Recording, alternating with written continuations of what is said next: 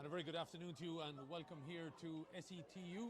It's the GA Arena here in Carlow town, and it is for the AIB Leinster Club Junior B Camogie Championship final. First off, we will have the Junior A coming up at 3:15, but throwing in about 9 minutes time will be the Junior B final. Refereed by Paul Donnelly from Kildare, former rail yard and Kilkenny man, but now he is ensconced in the county of Kildare, and he getting the opportunity to referee this Leinster final. It is between St. Kevin's of Louth and Setanta of Carlow. So let's begin with St. Kevin's, founded back in 1979 by Alice Brennan, Margaret McArdle and Bernadette McCabe. May she rest in peace, Bernadette. But Alice and Margaret are here, and Margaret will have special attention, of course, her daughter involved with the running of the club and the FLO, and also to see her granddaughter who will line out in goal. That's Tara Riley.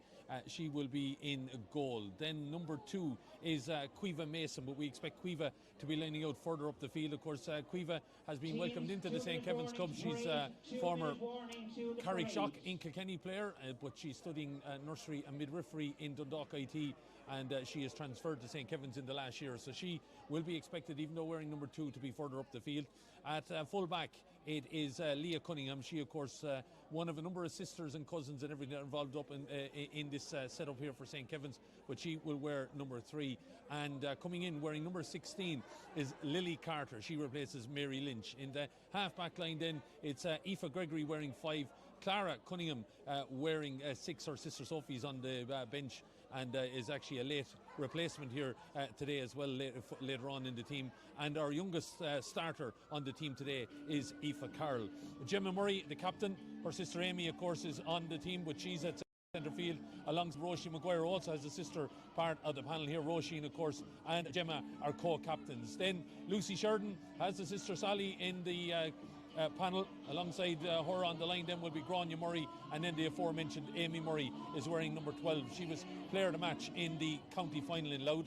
Then into the full forward line there are changes. Number 13 is Katie Matthews, but coming in wearing number 17 for Grace King is Caroline Logue, and wearing number 20 is Sophie Cunningham, and she replaces Quiva Cunningham. So Sophie and Caroline we expect to be in the defensive duties, and we're probably going to see Quiva Mason and Aoife Gregory in the forward. So that is the St. Kevin's lineup. St. Kevin's from Louth, of course, who have brought a fairly raucous crowd here this afternoon in preparation for this Leinster final. They, of course, won their 10th Louth title in the last couple of weeks. First title won in 1996. And we turn to Setanta then, a relatively young club, of course, as well, here in Carlow town. Didn't have too far to travel this morning. Founded in 2011, and they will line out with Kayla Holden, who was, of course, an All-Ireland winner with Carlow at under 16 in 2024. Kayla Holden is in goal. Then there's 2 changes in the full back line. Coming in wearing number 27 is Siobhan Sinnott. She replaces Emma Pender. Coming in wearing number 16 is Hannah Cusick. She replaces Noelle Lacey. And then Grace Mackey, one of the co-captains, is in the left corner back role. At half back line then is Nicole Salmon, Niamh Gray and Grania Thompson. Her sister is also lining out in the half forward line. At midfield it's Fiona Culleton wearing 8 and Neva Hearn wears number 9. Her sister Saoirse is in the panel wearing number 26, and her dad Noel is also the manager of the team. Louise Brown then is also a lady who has been welcomed into the club. She formerly of Currafin and Clare, would have won titles with both Currafin and Clare in her time, but Louise Brown will wear number 10. Number 11, Sinead Thompson, is there on the 40, and outside her then is another Carlow under 16 All-Ireland winner back in 2024, Paige Challoner. And then 2 changes again then in the full forward line. Number 18, Claudia Murphy, comes in for Casey Tobin.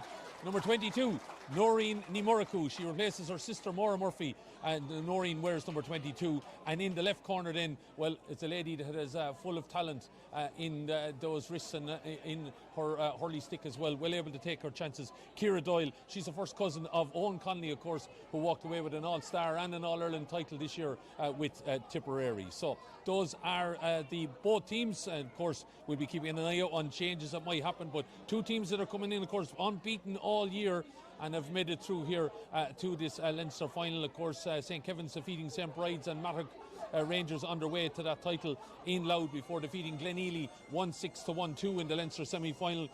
Setanta, of course, got a bye all the way through to the Leinster final. They, unbeaten at league and championship this year, defeated Mount Leinster Rangers' second team in the final. So they're well used to seeing the colours of red and black, and those are the colours that you will see with St. Kevin's here today. So Kevin's in red and black, Setanta in the purple, green and amber, and both teams, of course, contesting Leinster final for the first time. So it will be very unique, whoever comes away with the title. Both teams heading out then on the parade. We're throwing in here, as we said, at 1:15, and as he said, a busy afternoon of junior action within the province, and both games live here on the YouTube and Facebook channels of Leinster Camogie. Don't forget the A final coming up at 3:15 will be refereed by Shane Foley from the St. Mullins Club here in Carlow, and it's St. Lazarians up against St. Peter's Dunboyne. Both teams again in a Leinster final at this level for the first time, and another Laois Meath battle, of course, that we've come accustomed to, of course, next week, of course, as well. We will have the intermediate and senior finals here at the SETU arena here in Carlow, and of course there will be a Meath and Laois battle in that intermediate final. We did interviews here before these games today in preparation for those matches next week, and you can catch them on the Leinster Camogie social media during the week. So in preparation for those games that will take place here next Sunday. So if you can't make it, and promises to be a fairly big crowd here for both of those games next week, make sure you catch it. Both games will be live streamed next weekend also. So we're just in the final throes of things then as we get ready for this encounter. My name is Killian Whelan, if I didn't give you that at the start. John Nolan of Precision Media is on camera duty, bringing you the action here today, and hopefully if you're a Setanta fan or St. Kevin's fan or a Camogie fan, that you're tuned in and getting ready to enjoy the action. You're going to hear a fairly loud response. The St. Kevin's crowd have basically dominated the area in front of our camera here, so anytime there's going to be a St. Kevin's opportunity or chance, I'd imagine the volume is going to go up a notch, but that will all add to the enjoyment as both teams come around. Led out by the Piper. Setanta on a pitch, I don't know if they would have had an opportunity to use it too much, but it's a facility I'm sure that a lot of the girls are used to, know of anyway, whereas St. Kevin's, I believe there was a few went astray on the way down. I think even the bus got a little bit lost. I suppose the complication might be they might have headed to the sports centre, which is about 1 kilometre down the road, heading towards the motorway here, the M9, and maybe that's where they perked up firstly, because I suppose if you put it into Google Maps, that's where Maps sends you firstly. But we are right beside the fabulous Southeast Technological University here in Carlow Town, and this fabulous facility. I have no question to all of them that run it here. We're on the GA pitches obviously, but there are other facilities, Astro and rugby pitches here, and then further out the road, of course, are the top class facilities that are used for various different events, including hosting the community games for the last number of years here in Carlow as well, and run plenty of track and field and other events out there. But these fabulous facilities, big cheer for the bagpiper as he heads off and takes his aplomb. And Paul Donnelly, the man in the middle, getting ready, anxious to get going.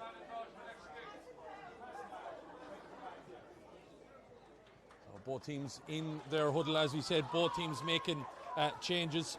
St. Kevin's making 3, 16, Lily Carter, Caroline Logue and Sophie Cunningham come into the team in place of Mary Lynch, Grace King and Quiva Cunningham, whereas Setanta have 4 changes. Siobhan Sinnott, Hannah Cusack, Claudia Murphy and Noreen Muraku coming in for Emma Pender, Noel Lacey, Casey Tobin and Maura Murphy. So we'll see, as he said, those changes. Those Setanta players, I'm sure, we'll see maybe in different positions, and already I see Siobhan Sinnott going to the middle of the field. So we'll keep a track on numbers. Positions won't mean a whole lot, it would seem, as the shake of the hands is done. Paul Donnelly is just keeping an eye on the goal at the far end as we get ready to go here. And the ball is in and the game is on.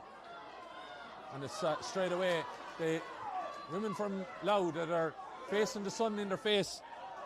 Fiona Culleton getting a knock there on Gemma Murray as she tried to get forward, but the Louth girls have got that ball. It's a flighted ball in, and don't forget there's a bit of Astro at the end of the pitches here, and we have seen in previous streams that can sometimes cause goalkeepers all sorts of problems because it's a different bounce. So keepers have got to be aware to come out and win that ball soon. But that ball is cleared and it's centre back for St. Kevin's, Clara Cunningham, that's clearing up, and ball is out through the middle. So St. Kevin's settling in here in the opening seconds and turning inside. Very, very well there. Lucy Sheridan has an opportunity, still settling, takes the hit and puts it over the bar. First blood to St. Kevin's of Louth. It's a good start for the Phillipstown club. And as he said, two smallest counties in Ireland are clashing here today, and it's the wee county that got off to the start. Minute gone, and it's the opening score there from Lucy Sheridan. On the charge out again are St. Kevin's, and straight off the two half forwards. I was going to say have a score to the name, but that's a wide there for Amy Murray.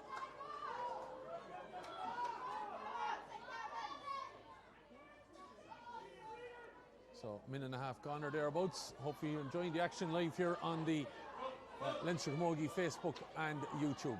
Ball is knocked down by Setanta as they tried to cross the 45, but it's rejected there by Leah Cunningham. She puts her head down and charges out. Gets a little bit of a knock on it, but it's returned now by Setanta, looking to pop a ball across to the corner here now and get a little bit of movement maybe out of lady that has obviously come into the team there, Claudia Murphy. Claudia sitting on her right hand side, goes low. It's a trickling ball in, and Tara Riley, got to be aware of course. Tara, granddaughter of one of the founders, and her mum is the FLO, but the ball is going to be returned here. Setanta having a shot off, second opportunity, dropping in and dropping over the bar from Hannah Cusick. And Hannah coming in for Noelle Lacey, but she gets a nice score there after just gone over the 2-minute mark. So Hannah and Siobhan seen it further forward than maybe the players that they replaced on the team.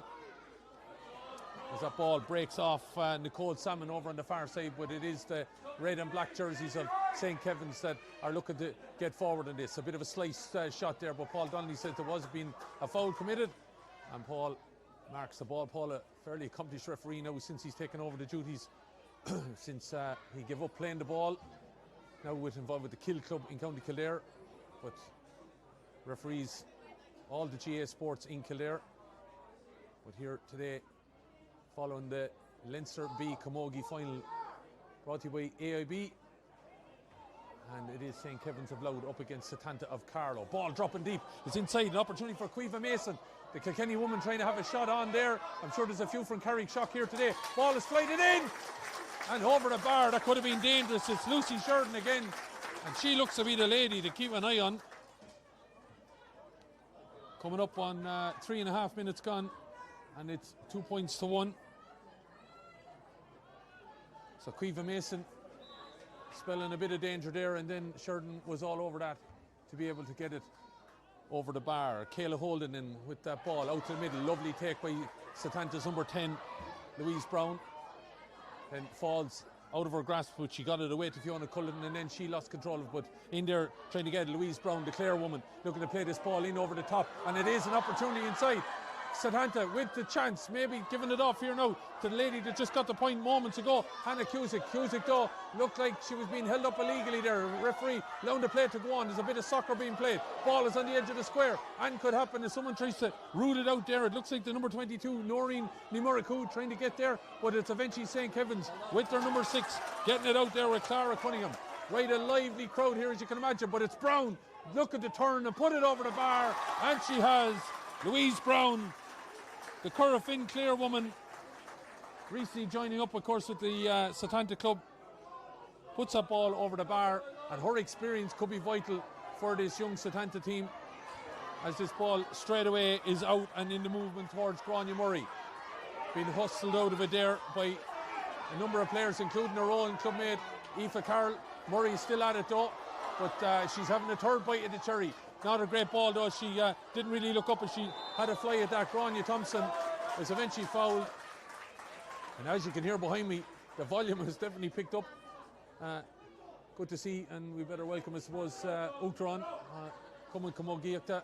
Brian Malloy is in the building with us, including of course the Leinster chair Martin Quilty. So this free to be taken by Setanta of Carlow then. 2 points apiece, chance for them to go in front for the first time. Niamh Gray standing over this, about 52 metres out, with the strike, dropping it in, dangerous enough if it hops in there, but the keeper was cute enough, Tara Riley, to let that ball out of to the left and wide. Chance gonna begging to get to the lead there for Setanta. Gone up on 6 minutes gone. If anyone's watching the clock in the stadium, it started a bit late, so we're keeping the time on it here. As St. Kevin's over on the far side, looking to set another attack in play. Ball is inside Kevin's number 13, trying to turn on that, Katie Matthews. Katie's cousin Erin is the youngest member of this St. Kevin's panel. She's in the subs at the minute, wearing number 18. We might see her at some point, but it's St. Kevin's anyway that have won a free. That looks like it's going to be given to their number 9, Roisin Maguire. Roisin, of course, no, it's a throw ball by Paul Donny, and then eventually it's going to be a free. There was a bit of holding there on Murray. And it looks like a free is given to Kevinson, so roughly about 55 metres out there abouts. Sun in the face, flighting that ball in, good pace on it and good trajectory, and it's over the bar, and it's a good score for Kevins. And two evenly matched teams here at the moment. A point going over the bar, I think it was Aoife Gregory with that one. Aoife might have 5 on her back, she was playing out and around centre forward, and after 7 minutes St. Kevin's continuing to hold that lead. They've been reining back in each time, but they're holding on to the scenario that they get the next score. Ball is kicked on there by Siobhan Sinnott for Setanta, and then followed through on the point score. One of the point scores for them, Hannah Cusick. But the ball has been returned by Kevins. Down it goes, and this is the lady at the stop, Lucy Sheridan. 2 points already. Sheridan getting to the 20-metre line, pops it up good and high, and drops it over the bar. Lucy Sheridan. After 8 minutes, she is 3 points from play, and she is the one that's opened the gap to 2. 4-2 here. St. Kevin's of Louth leading in this AIB Leinster Club Junior B Camogie Championship final, as the puck out comes from Kayla Holden. Setanta going to have to get a handle on young Sheridan as that ball is over on the far side. Setanta with very fashionable colours, I suppose. Ball runs through all the way to Claudia Murphy, but loses contact with it. And Kevin's coming to build out from the back again with their number 17. That's Carlan Logue. Setanta struggling to get a clearance on that, but eventually Ciara Doyle does. Ciara wearing 15, but she's back helping out there. Her number 5, Nicole Salmon, has been dispossessed. A chance now for St. Kevin's to drive on further again. Here's an opportunity coming in from a tight enough angle. It's popping in and up and over for Katie Matthews. And that's a good score, and all of a sudden now a little bit of daylight starting to creep open between these two. Look, ever since I said they were evenly matched, St. Kevin's have just tried to prove me wrong. Again, the ones that are dictating matters for St. Kevin's, Lucy Sheridan and Aoife Gregory, and they're bringing other players into play, and that is causing a few problems for the Setanta defence, who did have a couple of chances to clear that ball, and they kind of played into the hands. Physio on the field dealing with a Setanta player who we think has maybe a bit of a sprained or dislocated finger there at the minute. Play goes on, referee. Everything was happy to proceed, but they're down a player at the minute, Setanta. But that's a good pick up there by Louise Brown. Look at the charge forward with it, shortens the grip, dropping it in. It's a dangerous enough ball if Noreen Nimuraku is able to follow on that ball, but a tight enough defence there by St. Kevin's, and they do it very, very well. Stepping across it there, Gemma Murray wanted to clear, but Setanta were able to get in on top of her there. Sinnott trying to get in and win that ball for the Carlow team, but it's looks like Kevin's might have it under control with their number 9, Roisin Maguire, but the ball breaks away again, and it's at 6 and 7 as Brown sends that ball back in. It's a dangerous enough one, and the goalkeeper, Tara Riley, coming out with that ball very well, getting away from the hook, and she's still going, Tara, well able to play in the forwards as well. Scored a couple of points, I think, was it in the league final? Might have been up to 4 or 5 that she scored in that. And here come St. Kevin's. A bit of a loose pass there after a good burst of speed out of their number 12, Amy Murray, who definitely has burners. And the player gone loose now is a player you don't want loose. Katie Matthews got the last score, but she's running around up here in the forward line a bit loose, and she's still loose. Is trying to get forward on it there, Roisin Maguire. Here's the aforementioned Katie Matthews. Could be a chance to get her second point. Is she looking to go further? But she's well marshalled there by the Setanta defence, and great credit to Neva Hearn. Didn't give up on it there. Her dad, of course, manager of this team with Tipperary connections, a name like a Hearn, of course. But that ball up at the far end now has resulted in players falling over each other, and the referee, bit of a loose pull there, but Paul Donnelly had blown the whistle, and I think he's going to elect to throw the ball in here on the 13-metre line. So 5 points to 2 in this AIB Leinster Club Junior B Camogie Championship final between St. Kevin's of Louth and Setanta of Carlow.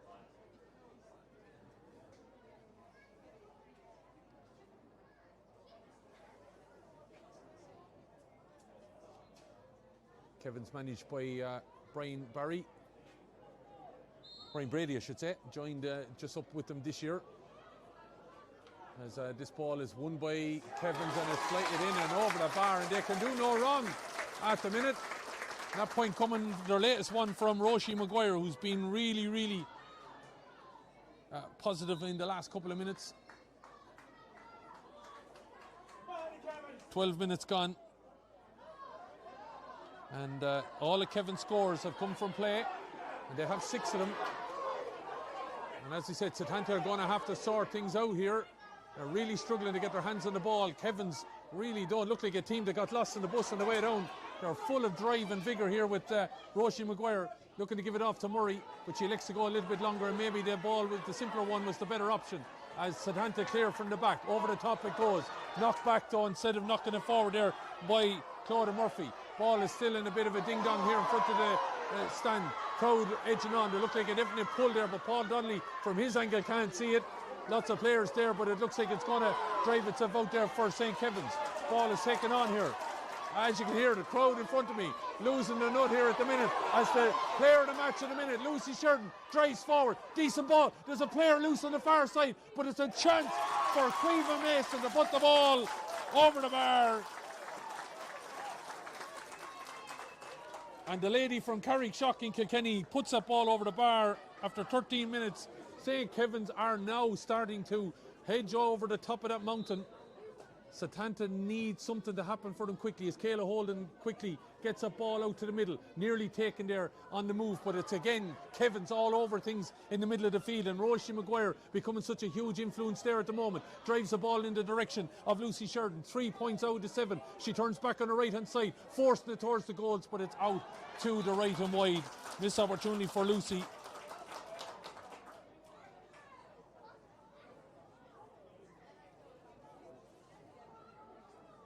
Is this better than what Kevin's could have dreamed? As I said, managed by Brian Brady. I believe the story was he used to referee them in various matches, but now, of course, their manager, don't think he's allowed to referee them anymore. I'm sure he'd be telling the referee maybe what to do or don't do out there.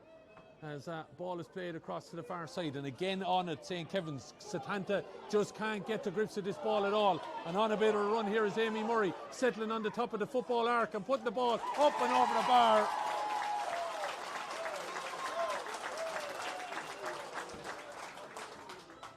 Starting to get away here. 15 minutes gone. 8 points to 2. Official time 14:25.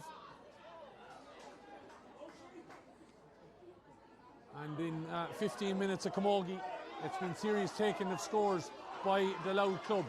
They are putting themselves in prime position. As he said, it was tit-to-tat for scores. Setanta had a chance to go 3-2 in front, dropped the free short, and eventually went out wide. And the next opportunity came. St. Kevin's come up and put the ball over the bar. They went 3-2 in front, and since then they just haven't let Setanta get too far down the field. The amount of work they're going through here, St. Kevin's, in the middle of the field to stop any clear Setanta opportunity is phenomenal. And when they have ability of Lucy Sheridan and Amy Murray to take scores, that's been a factor that they're in the position that they're in. So, oh, lovely sideline cut from Aoife Gregory, trying to get it towards Sheridan, but she let that ball loose and gone, and it's cleared by Grace Mackey. Not a great ball, expecting an awful lot of Louise Brown, but the ball falls back to Niamh Gray. Gray, who had that chance to make it 3-2 for Setanta. Probably didn't think of the significance of it back then. As Siobhan Sinnott knocks the ball long, looking to get inside, one-handed flick on that, and the ball breaks. Opportunity, Tara Riley has got to be careful now. Come out and take this ball first time, and she does do very, very well. Holds off for a marker, but she's going to be surrounded in a minute. Got to be careful here. And she flicks it out over the line. Good pressure from the forwards of Setanta. Good bit of confident play by Tara Riley, but she is, I suppose, sometimes an outfield player, so she's quite confident in her own ability. But 8 points to 2, Setanta needs something to happen for them quickly. Ball played in, not a great sideline cut, and it's favouring Kevins again. Looking to kick it and get it loose, and it's picked up back there. Bit of a loose chance, and it's well taken, and that's a good score from Siobhan Sinnott. And maybe that's what was needed for Setanta. Somebody to get in, take a grip on things, and put the ball over the bar. 16.5 minutes gone. And now, can they pin in St. Kevin's for a while? 8 points to 3. The AIB Leinster Club Junior B Camogie Championship Final between St. Kevin's of Louth and Setanta of Carlow. Coming forward, I think it's a free. It's been awarded as a free, and it's going to be Aoife Gregory all the way back to take this. Aoife wearing 5, but in around the half-forward line at the minute. Gets a nice connection on that, driving it towards Sheridan here, out in front of her player every time. Here's a shout from inside her, and that was maybe Gemma Murray, but she likes to take on her own ball. 4 Setanta players getting in around her. Still Sheridan goes. Maybe the message has been got from the bench that we need to get closer on Lucy Sheridan. Has 3 points in the game so far. Looking to get this ball out, Setanta. Eventually, back there, it's the point scorer, Siobhan Sinnott, that's looking to help out her defence and get this ball clear, but it's getting into a bit of a grudge match there at the minute, about 40 metres out. Ball breaks, and it's favouring the Louth team again. Coming on to it very, very well up there is their number 12, Amy Murray. We haven't time to draw a breath here. Murray, settle on her left, has a fly shot at it, but the referee says that she was being fouled. It's going to be a free in, and it's a chance for Kevins again to open up that 6-point lead. 8 points to 3 then. 18 minutes gone exactly, and it is the AIB Leinster Club Junior B Camogie Championship Final. The clock here in the stadium about a minute out, so we're watching our official time clock here. Could be 9 points to 3 here shortly. No pressure on the free taker, but that ball is gone over the bar from Lucy Sheridan.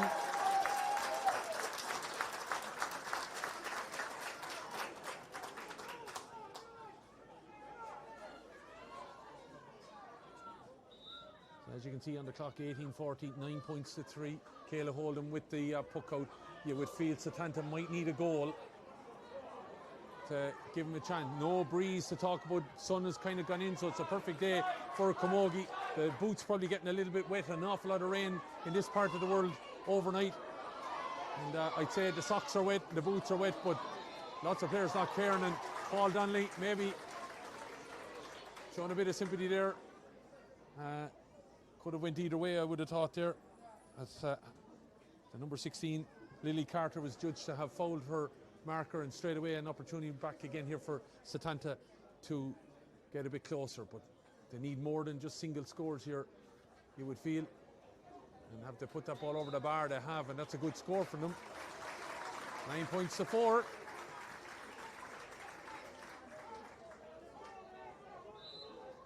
Puck out to come now from young Tara Riley. Knocked down by Setanta, but it looks like Aoife Carroll, youngest starter for St. Kevin's anyway, out there on the field of play. Playing, of course, with Louth under-16s.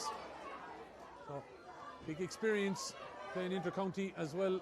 Playing with her club here. It's a decent ball played in there by Aoife Gregory. Chance again for Sheridan. She is one danger woman to watch out for. belying maybe the status that she's at. Sheridan looking to pop this ball across. Dangerous ball. It's knocked towards the goal, but it's just gone out to the left and wide. That was a very decent chance for the Louth team to be in front even further. And Quiva Mason with that goal chance.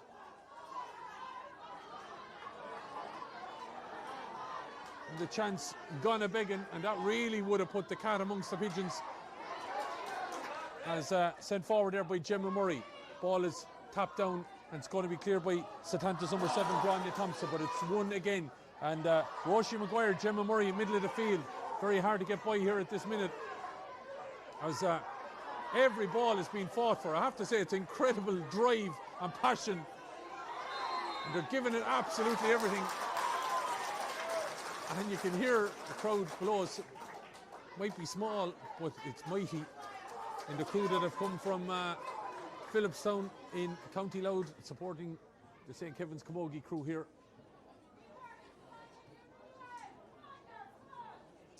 Paige Chandler, of course, was the point scorer there for Setanta. They made it 9-4. Chance here, though, to make it 10-4. And it is Aoife Gregory. Good technique, dropping it towards that far upright, but it's dropping deep. And Sheridan was thinking about it on a fly. That would have been some goal if she was able to connect with it, but it's still with Kevin's number 8 there. I think it is Gemma Murray. It's hard to see number from this distance and where she is on the field, but the ball breaks. Setanta looking to come out with it. Still maybe an opportunity is Grace Mackey over there. Eventually a relieving ball, and Setanta looking to come out with it now. 9 points to 4. Looking to get it forward there, Sinead Thompson. Of course, her sister Grania on the team here. Ball down the corner. Paige Chandler now looking for somebody inside. Noreen Murrick is underneath this ball. Drops down on top of the old football arc. Will we see the end of that one in the coming season? As still Setanta looking to drive forward. If they could get a score here, they're narrowing the gap. It's the lady that got the first score for them that has the shot, Hannah Kluzek. It's gone out to the left and wide. Chance gone a begging, but good pressure from the St. Kevin's defence. 23rd minute of the game. And really that incredible spell by St. Kevin's from the 4th to the 13th minute, where they notched over score after score. It would seem every attack they were going to get a score. Here's Sheridan again. She is absolutely taking Grace Mackey to town here as this ball is sent in and up and over the bar. Lucy Sheridan is having a game of it. 23 minutes gone. She has 5 points to her name, 4 from play.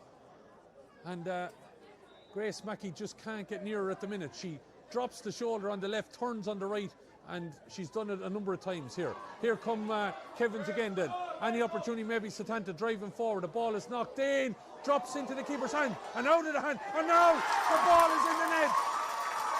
And she might have missed the opportunity moments ago, but the ball for Kevin's is in the back of the net, and it comes from a Kilkenny woman.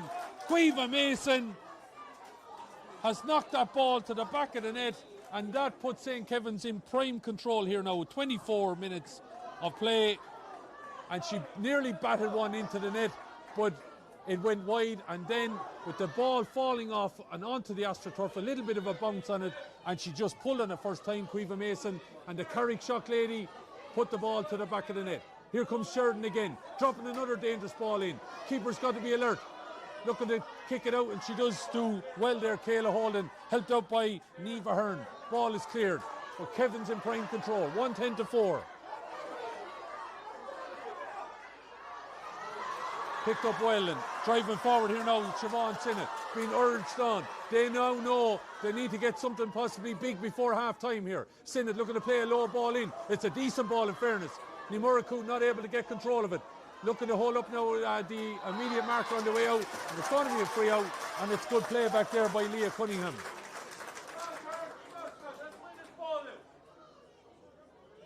So that goal from Quiva Mason, as he said, formerly would have played with Carrickshock in Kilkenny, joined up with St. Kevin's this year because she's studying in Dundalk.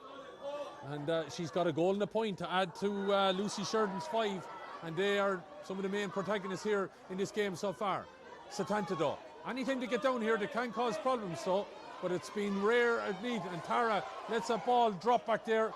but she has control of it and luckily there was no one coming in on top of her as Louise Brown shot dropped short as this ball now again picked up here by Siobhan Sinnott. Need a change of a hurley there.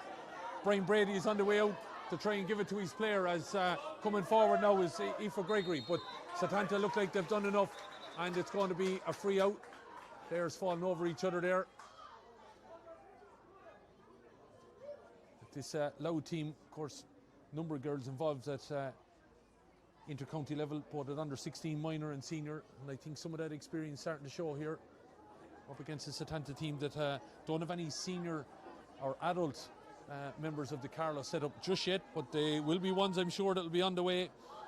They have a number of players, of course, that won an All-Ireland under 16 title with Carlow back in 2024. Ball drops and it's underneath it again. It's either Murray or Maguire, and it's then given to Aoife Gregory. Turns and drops a lovely ball, hanging ball down, and I think it was a touch there inside by the forward, and it's gone out to the right and wide. Was that Mason again? Queeve, in fairness to her, hasn't given up on any ball that's come her way, getting some element of a touch on it into the 27th minute of action here. 1-10-4.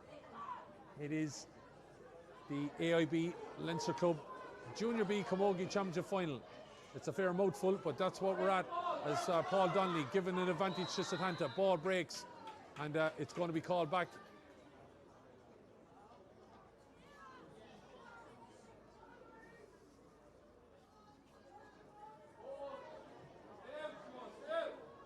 Pictures brought to you by Precision Media here on the Leinster Camogie YouTube and Facebook channel. If you're a Loud Camogie fan, you might be happy for St. Kevin's that they are in full control here. 1-10-4 points. Free to be taken by Louise Brown, the former Corofin and Clare player. Dropping the ball in, it's a good take, or then fell over left hand there by Siobhan Sinnott. Ball breaks though, and it's still Sinnott. Puts it up high, and with the pitch and wedge, puts it over the bar, and it's a good score from Siobhan Sinnott. In fairness to Sinnott, anytime she's got down there, she's got a score. As a sub about to be made here for Setanta, not waiting until half time. Number 19 is coming in. That's Sophia Granjo. Substitution on the Setanta team. Number 19, Sophie Granjo, replaces number 8, Fiona Culleton. Fiona Culleton coming off there, and Granjo is in. 28 minutes of the game. They're not waiting until half time in case Sophia can do something.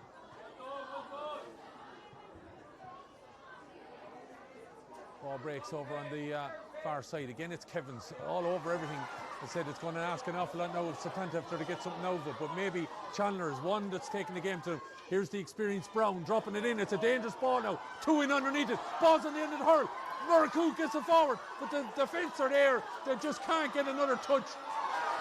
Looks like a shoulder on the ball. The referee giving a free in. He says that Leah Cunningham committed a foul there, and it's a free in for Setanta. I'm telling you, one of those balls is going to work for Noreen Muraku if she gets it to stick.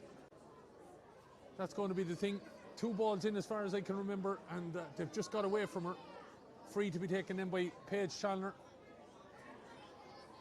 And I'm sure Paige will knock this ball over the bar. Not thinking of any goal or anything like that at this stage. And pops it in and over the bar. Her second free and her second point. But Setanta have to keep in touch here. 30th minute of the game now. So 29-15. As the puck out comes from Tara Riley. 1-10-6. It's not surmountable, but it's asking a lot. And here comes Brown, looking to play this ball in. Nice little ball towards Noreen Muraku, but the ball is taken away. Here's the sub, Granjo. Granjo looking to have a shot, dropping the ball in, looking for someone maybe to make a move. But Tara Riley is out. Strong young player. Looked to have overstepped the ball there, with the referee allowing the play to continue. Tara Riley still going with this ball. Looking to play it forward. Kicks the ball away. She's on the ground now. Ball is played inside. No goalkeeper. There's got to be cover. Tara's got injured in playing that ball forward. Look, struggling to get to her feet at the minute. But it's Kevin's defence to get it clear. Held on to here now And then Aoife Gregory pops the ball inside. Wasn't a great ball, but it's worked out. Again, the Setanta management appealing for steps, but play allowed to continue. Good tackle there by Granjo. She's done more in the last 90 seconds. You wonder why she didn't start. Ball is inside. Looking to come forward now. Setanta with a little bit of dominance here. Brown draws the foul. It's going to be a free in. And maybe there's a bit of a chink of light. Maybe, just maybe, a little bit of a chink of light for Setanta. This ball was to go over the bar. 40 seconds of additional time at the minute. We didn't see. There we go, 1 minute. So when white clock, there's 20 seconds. So this could be the last chance. 1 minute.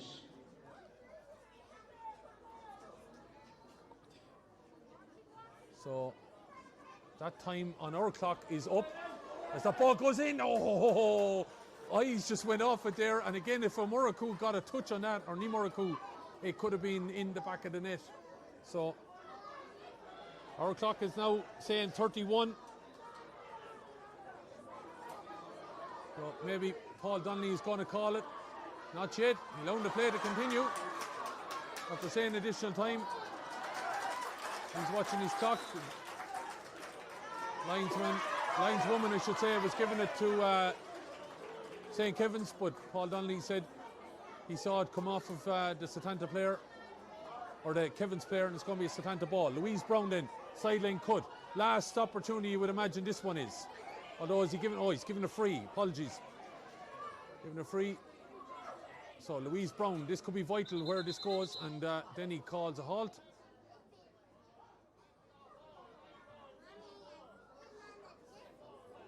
So a little bit of communication.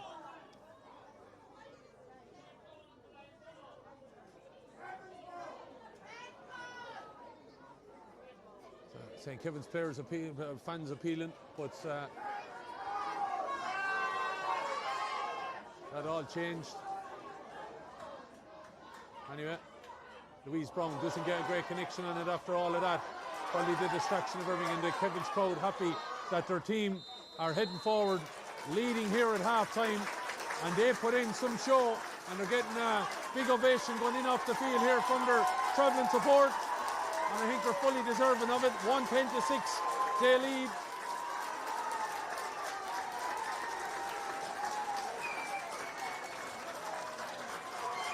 So, a team that meant business right from the off. As I said, they may have got lost on the bus as they tried to find a venue here in Carlow town, but they showed little of that as they came out of the blocks absolutely firing, and with Lucy Sheridan hitting 5 points, 4 from play, along with a goal and a point from their Kilkenny import, Cueva Mason. They also had points from Amy Murray, Roisin Maguire. They were the ones that built on the opportunity for St. Kevin's. But credit Setanta maybe in the last couple of minutes, showing that there's maybe a little bit of a fight in them, and it has been taken to them by Siobhan Sinnott and Paige Chandler. Paige with 2 from frees, Siobhan Sinnott 2 from play, and that could be vital as we go forward. We're here at half-time then in the AIB Leinster Club Junior B Camogie Championship Final. It is the Louth champions who lead at half-time. St. Kevin's 1-10, Setanta of Carlow 6 points. Rejoin us shortly.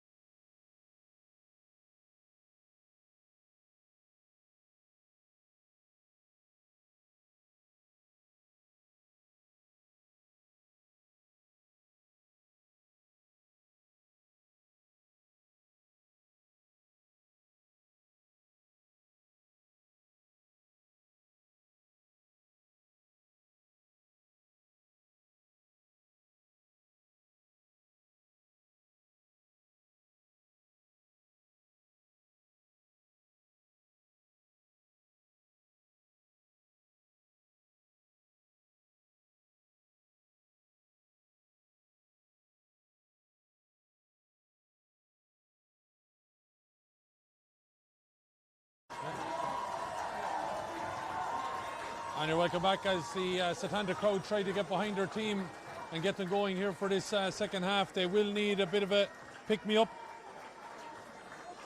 They, of course, are the ones that are behind by 110 to 6 points. St. Kevin's with such a fantastic, definitely opening 20 minutes or thereabouts. And the goal from Kilkenny woman Caoimhe Mason after 24, though, just kept the pressure on Setanta in a sense that they're going to have to keep taking every opportunity that presents themselves. So at 110 to 6, Setanta are probably going to have to find a goal in the opening few minutes here. Looks like we have a change.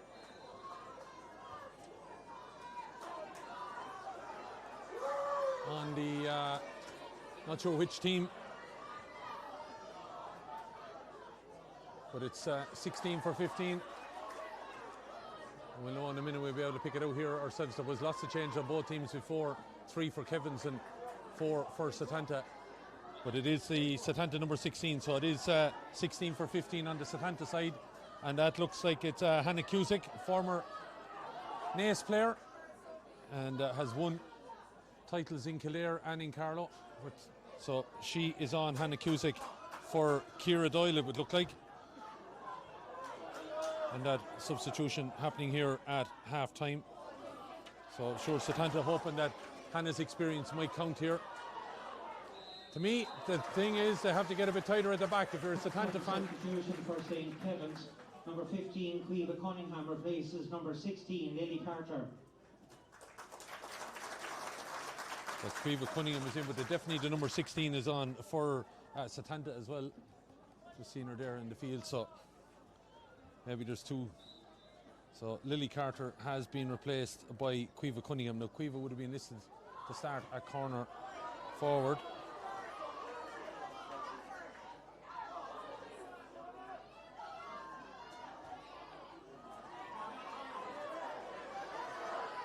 There's the ball looking to get forward here. Setanta looking to keep it up this end, but now we have the sun in their faces as they head in chasing something. But here comes a very strong runner is Amy Murray.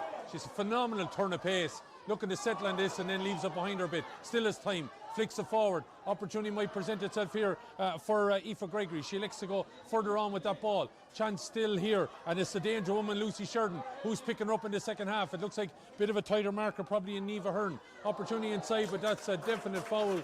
And it's a free in and a chance probably too easily given away there by Setanta.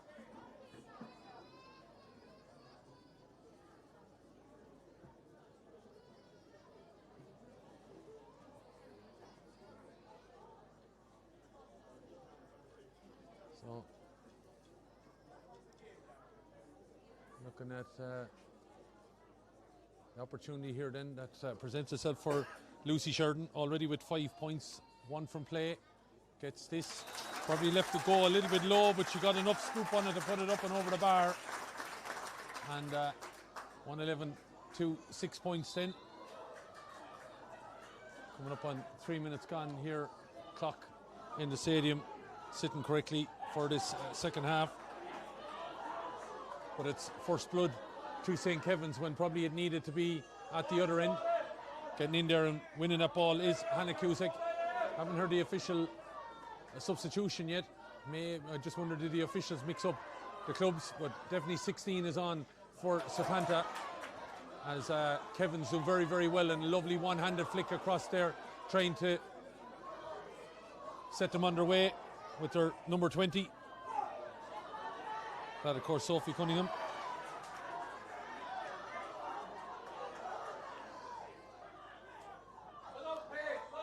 Sophie, of course, was one of those changes at the start for St. Kevin's. As the ball breaks, and then just a little bit unlucky, Roisin Maguire slipped there and then made contact with a Setanta player. I don't think there was any malice, but she has, I think, been awarded a free for that. Very strong group. I'm just really, really impressed with some of their big players. Aoife Gregory, Gemma Murray, Roisin Maguire, Amy Murray have all been very, very strong for St. Kevin's in this performance. But Lucy Sheridan, I'm sure, is going to get a lot of the plaudits as this ball comes forward. Here's this lady with turn of pace, I'd love to see this girl do athletics. Amy Murray, really over 100 metres, has a fair turn over 10. What would she like over 100? Ball is hard, and it's in the net. It's in the net. It dropped into the ice. Carlow Holden batted it out, but I think the knock is going to go there to Katie Matthews. I think she was the one that maybe just got her stick up to block it, and that, I think, then spells curtains for this opportunity for Setanta. Ball went in. I think the sun, that's the problem. That sun wasn't there in the first half as much as it is now, and Carlow Holden, there wasn't a whole lot she could do. Good play there by Ahern, gets in and disrupts Lucy Sheridan. Ball is still on the ground. It's asking an awful lot now of Setanta. Kevins have come out the same way as they were at the start of the first half. 5 minutes gone, and they've secured a goal and a point, as Setanta now have a huge mountain to climb. If they got the first score, maybe you're thinking they could eat into the lead, but the chances, we said, gone a begging, and inside here to go again. It's a lady that's knocked down for the goal, Katie Matthews, getting it off, shot, and it goes in and over the bar. And Kevins are full of running now. Full of running. And maybe if they are dealing with one player, trying to deal with another, but Quiva Mason adding 1-2 to her tally now. And the Kilkenny woman has been a huge part of this performance by St. Kevin's as well. Breaking play as Siobhan Sinnott. And Setanta wouldn't want to lose her. She's probably been one of their better players out there.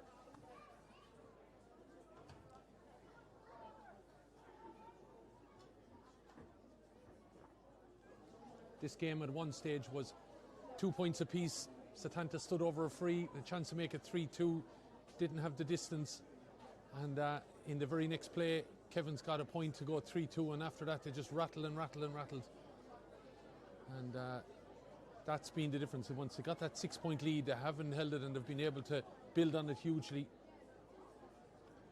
and at 2-12 now to 6 points. It's all about how big the score could be. So Setanta, are they going to just leave it off, or are they going to fight for maybe a little bit here, but they just can't claim their own ball at the minute.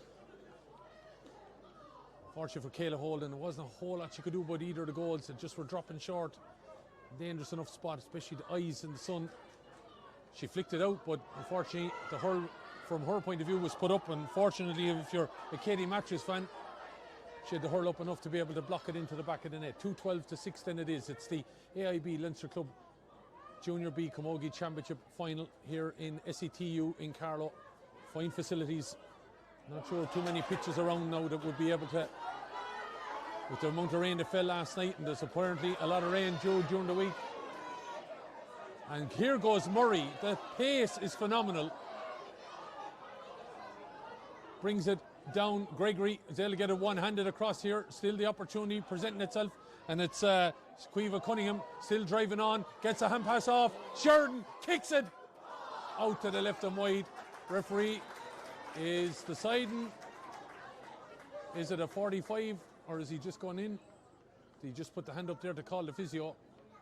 Yeah, I think he's asking his umpire to mark it as a 45 here. And Lucy Sheridan is really one player hard to keep an eye on. Really impressed by Amy Murray's speed. Probably distribution could be a little bit better on occasion, but she has caused Setanta all sorts of problems by the way that she's run at them. So it's disappointment for Setanta essentially on home turf that this game looks like it's getting away on them.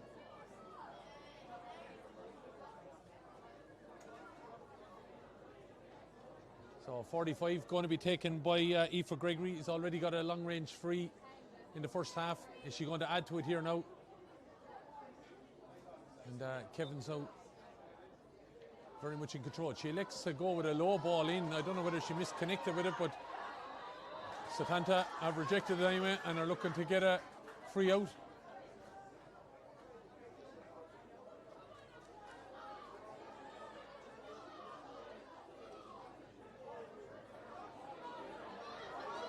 Ball is out and over the heads in here as St. Kevin's go again. Murray looking to play this ball down along the wing this time. Getting a look at the turn-in chance for Mason, but the ball gets away from her. Eventually going to be knocked over here in the direction of Sinead Thompson. Sinead looking to step inside, but she's robbed of that ball there again by Roisin Maguire. Very, very impressive performance from the joint captain. Getting the ball inside. Sheridan settles and puts the ball over the bar. Lucy Sheridan.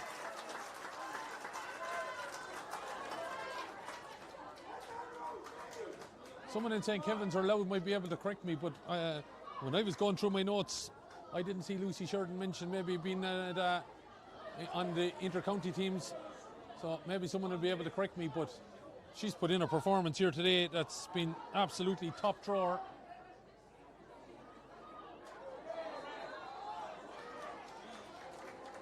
And she's putting on a performance here, as I said, that maybe belies the grade that she's at.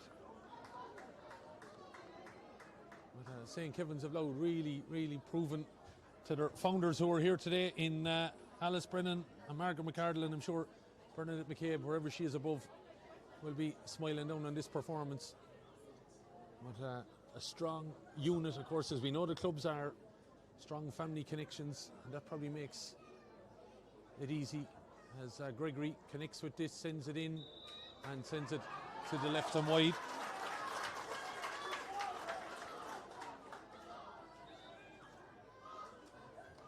Chance gonna begin from that ball knocked out here. Setanta trying to maintain their own ball. They're struggling with that, and this is where some of the problems start. Setanta without a couple of players today, and I wonder is that part of the factor as well. The ball eventually is won by Nicole Salmon, heavily strapped around that right knee, and I think that's impacting her performance somewhat. Setanta knee goals as Niamh Gray about to take this. Healthy Setanta crowd in down below us, the young members, a young club of course. And miscued that, and you can tell by the body language that it's starting to impact Setanta and maybe how they're taken to this game. But that's a good rob there by the young lady, of course, that came in as a sub. Granjo has really brought something to the game when she was on the ball. Ball is inside, but it's the red and black that is out, and we'll see red and black, of course, next week. Owler to Bala, similar colours in the Leinster Senior Final Day. Will take on Dixborough. Dixborough, of course, All-Ireland champions 2 years ago, and that could be entertaining fare here next Sunday afternoon in Carlow. Hopefully the weather is supposed bad during the week. I'm hoping next Sunday won't be bad for that game, as we get to the time of year, of course, that you are at the mercy of the gods and ground conditions. But that's the senior final next week. That'll be preceded by the intermediate final between Camross and Afina. Clash of colours there, of course, black and amber, and another Laois Meath clash, and that game also here in SETU. Both games will be streamed as we focus on the juniors today. The Junior B final, the Junior A coming up between Dunboyne and St. Lazarians, as here again comes St. Kevin's. They won't care about any of those matches later on or next week. If they come away with the Leinster title, don't forget they will be going on to represent Leinster. If they're to win here today, they'll be playing the Connacht champions, and that game takes place on November 29th.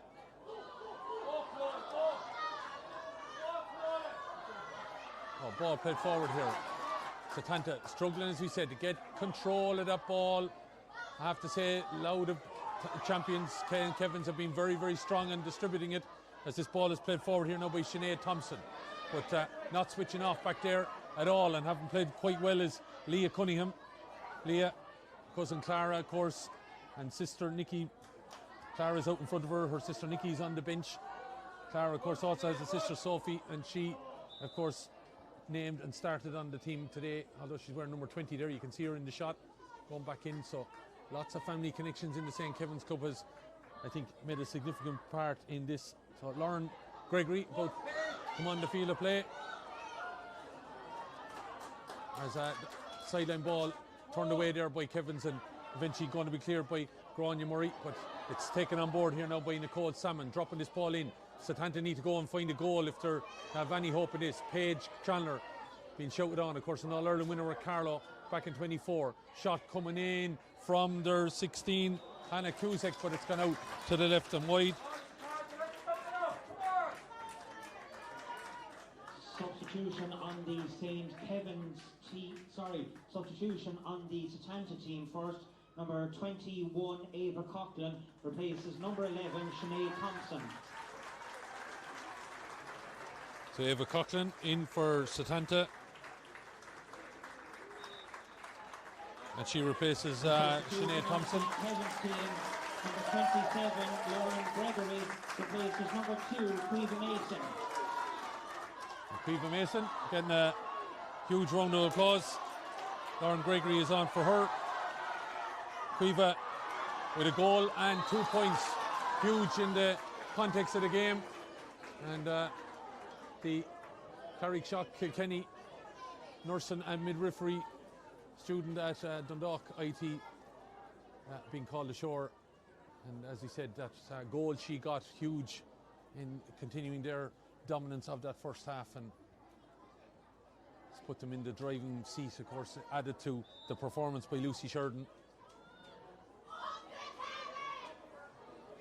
Don't forget our coverage of this final will conclude at the full-time whistle, but we will have the presentation and reaction interviews later on. You'll be able to catch them on the social media channels as Murray coming forward. Amy Murray's had a big second half, just being able to take the ball off her half-back line and take it out the field. Lucy Sheridan then, that star player for St. Kevin's, trying to drive forward. She's been held up there by a Hearn, and eventually it's kind of, as you can imagine, petered out now in the last couple of minutes.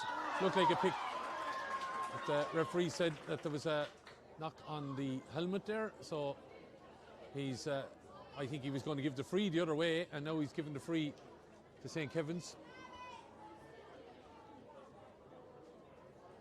So, Aoife Gregory.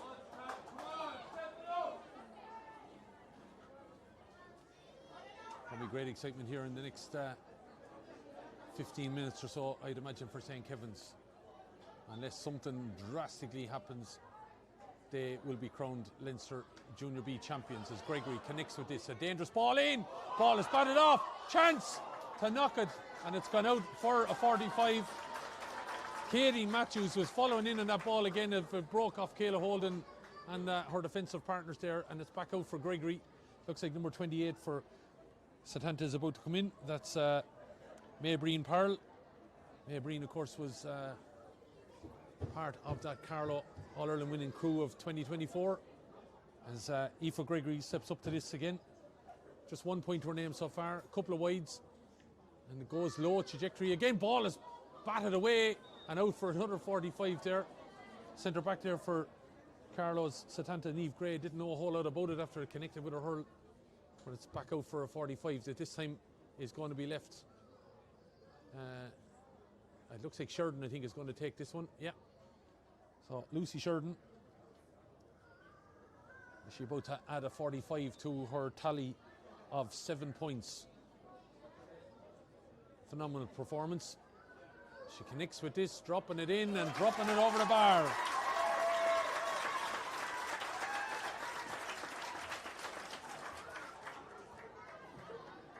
Lucy Sheridan has had a day of it. On the St. Kevin's team, number 4, Mary Lynch, replaces number 17, Carlan Logue.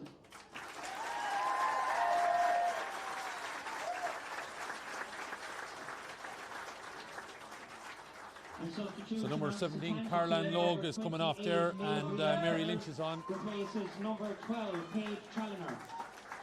Paige Challoner being called ashore as well. And going off for her is number 28, Maybreen Pearl. So one All-Ireland winner in 2024 for another. But the St. Kevin's performance really, really impressive, no question.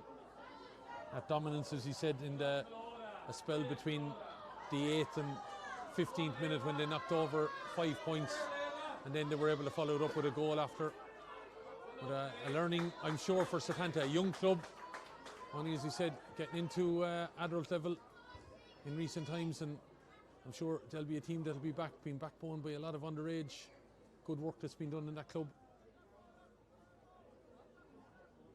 and potential to challenge going forward. But I wonder, as Paige picked up an injury, maybe that's part of the reason as the ball is flighted in, had to be batted away, and batted away by Tara Riley. Tara, of course, an experienced outfield player, but in the goal today doing a decent job, and it's St. Kevin's that look to come out with it.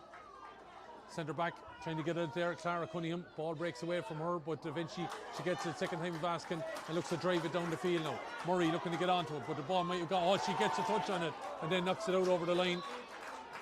Amy Murray, as I said, her pace over a short speed is phenomenal.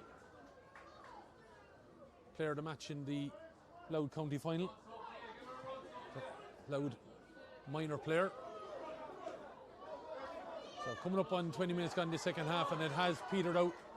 That goal and a point that was got in the early stages of this second half, really putting the game to bed. And Setanta have probably getting more into the game, but they haven't really troubled the other end. It's got a little bit bogged down like this around the middle. Sheridan looking to dig this ball out, but it's Murray, and then eventually offloaded. Murray Sheridan looking to get onto it. Ball eventually breaks, so, and it might be Matthews is trying to get there. Still there, leading on. Looked like a pull back, and Paul Donnelly, the referee from Kildare, awards a free in, and it's a chance for Sheridan again. And her individual tally here is starting to mount. 5 in the first half, and looks like she's going to add to it here. 8 points so far. Standing on top of the, we call it the old football arc, I suppose now. Chips this in and chips it over the bar.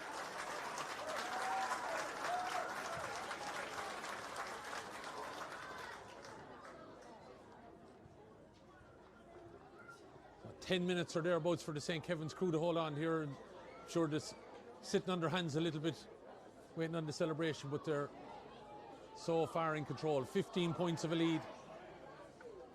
And I have to say, after the opening 5 or 6 minutes, you wouldn't have thought that, but maybe as the teams felt each other out, and then it became so easy. Sheridan again, but she's hooked there. Definitely Ahern's done a better job on her in this second half. That probably should have been picked up in earlier, you would feel. But referee has called a halt. I think he saw a knock to one of the Setanta players.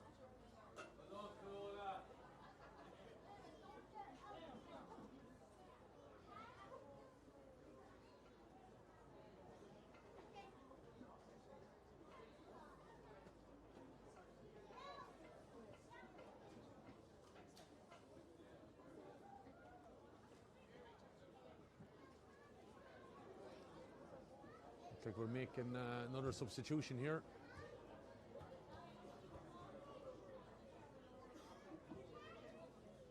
Substitution on the Setanta team. Number 17, Emily Grogan, replaces number 5, Nicole Salmon.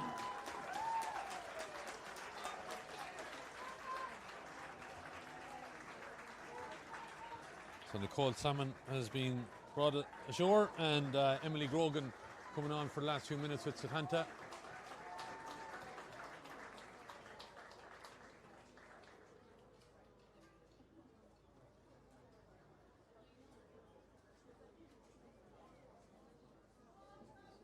Changes happening then at the other end as well. St. Kevin's. Number 19, Mary Taff, replaces number 20, Sophie Cunningham.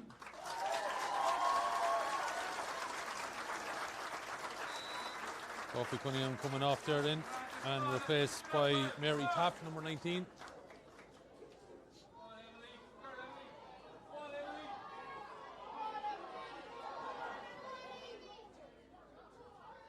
As here comes Murray. Strong run in the second half, as I said. Is she going to get a score? She is fully deserving of it. Amy Murray, her second score of the game.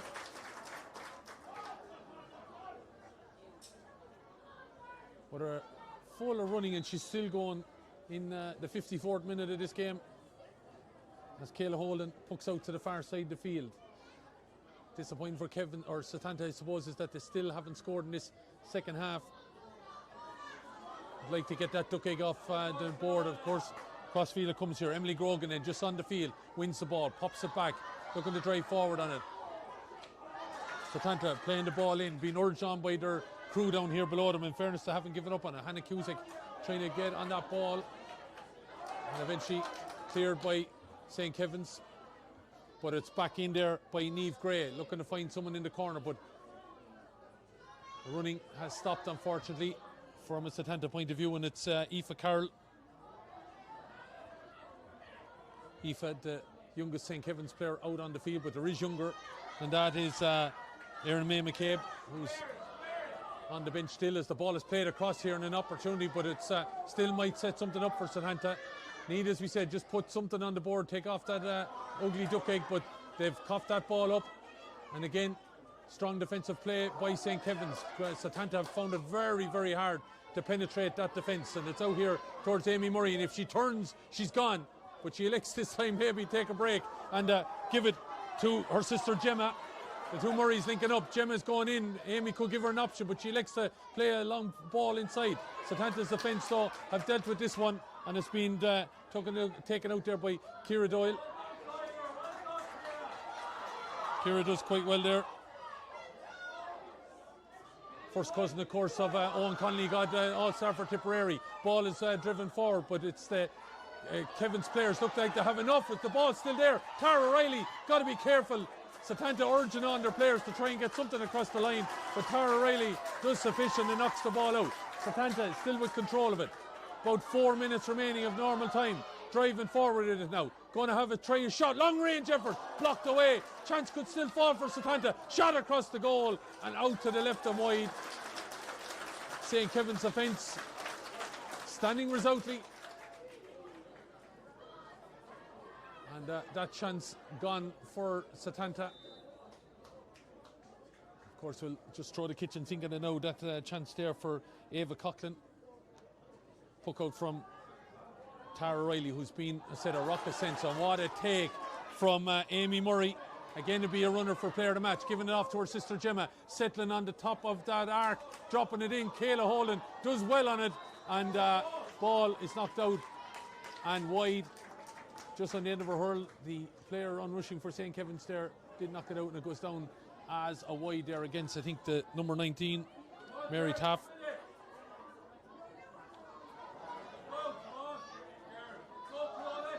Ball out to the middle. One-handed trying to play it on there was Clodagh Murphy.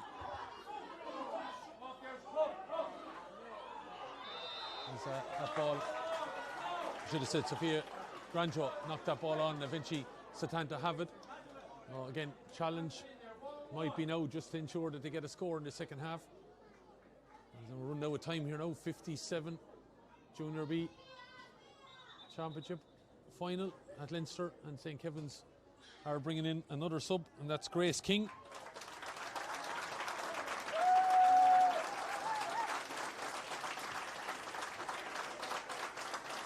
She's coming in for Amy Murray, who I suppose is rightly getting a great applause here. Player of the match in the Louth final is off the field of play, and I think the burners have just burnt out. She's been going all day as a ball is knocked in. As Setanta tried to get something out of this, but the Kevin's defence has been phenomenal. But here's the chance, maybe Paul Donnelly feeling a bit sympathy towards Setanta, a chance to put the ball over the bar here and get, as he said, that duck egg off the board. But a bit of a chastening defeat here now. It's turned out to be as the Setanta crew get ready to run in a few subs. I would imagine put this ball over the bar from the angle that it's at.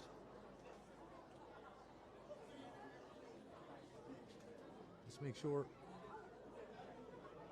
Put it over, and that I think it is, and it's gone over the bar, and that, as I said, thankfully for a Setanta point of view, takes that ugly egg off the board, and they have scored in this second half.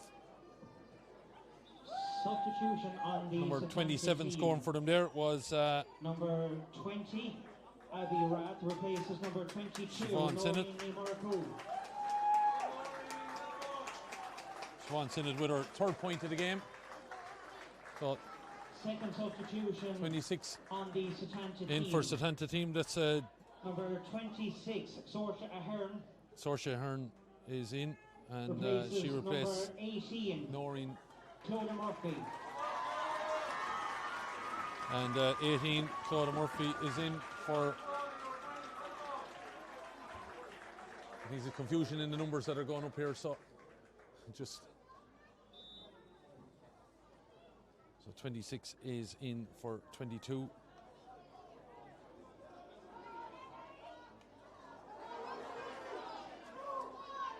I think Claudia Murphy is in there as well.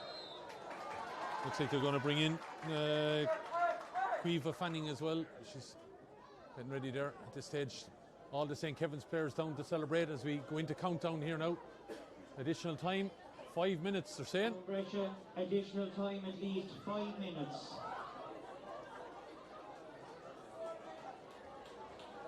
Was a stoppage, all the subs, I suppose, as well. But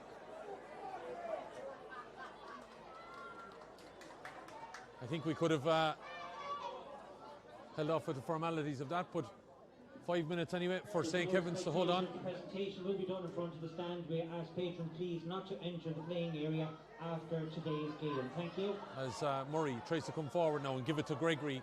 Gregory, one of the star players, of course, started off everything and knocks his ball in and knocks it over the bar. E for Gregory. Point from play, point from a free. And we're now in that additional time. Number 24 coming in for Setanta now is Quiva Fanning. On the Setanta team. And she's coming in for 24, Quiva Fanning, Hannah Cusick. Number 16, Hannah Cusick.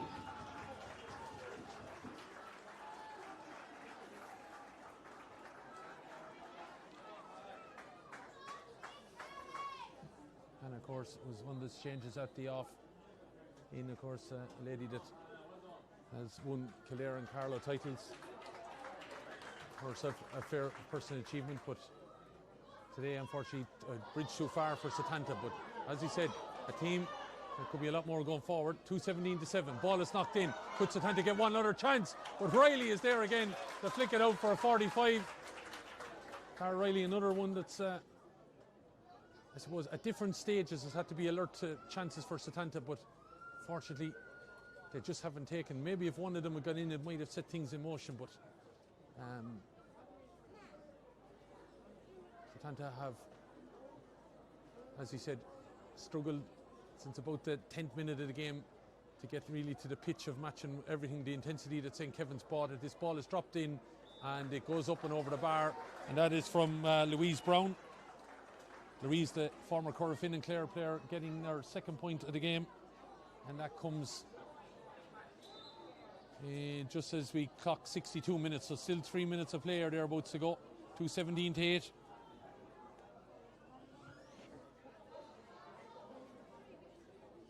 Ball breaks in the middle, picked up by Setanta's number 7, Grania Thompson, playing the ball inside, and it is Louise Brown continuing on this ball, playing it inside her Granjo. Sophia Granjo, key player and effective since she came on. Plays that ball forward and it's knocked out for another 45. Second half, unfortunately, has been a bit stop-start. Had a few breaks in play, and that's probably killed momentum. Doesn't care. St. Kevin's won't care. That's a fair score. 2:17 that they've got, amassing 23 points in a Leinster final. They will represent Leinster now in the Junior B All-Ireland semi-final. That's coming up in 3 weeks' time, I think it is, 29th of November. Against the Connacht champions. As Brown stands over this 45, knocks it and over the bar. It's a good score from Louise Brown. And impressively, they took the duck egg off the board and they've got 3 points since. There's 2 minutes to go here.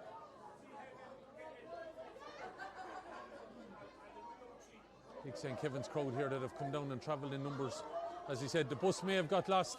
Not sure if they may have just went to the wrong venue. I suppose the SETU campus is spread across the Kilkenny Road here in Carlow. And they have a fine sports centre out the road. But this is the pitch right beside the university itself. As Setanta deal with everything and try to get forward. Paul Donnelly said that was a foul. He was allowing advantage and it's called back. St. Kevin's players anxiously waiting on the time halt. By our count, 1 minute left in this AIB Leinster Club Junior B Championship, Camogie Championship final. And on the ball is Caoimhe Cunningham. Plays it inside to the player of the match in my eyes anyway, Lucy Sheridan. And that's her first wide, would you believe? Second wide, in fact. I'm looking at my notes here now.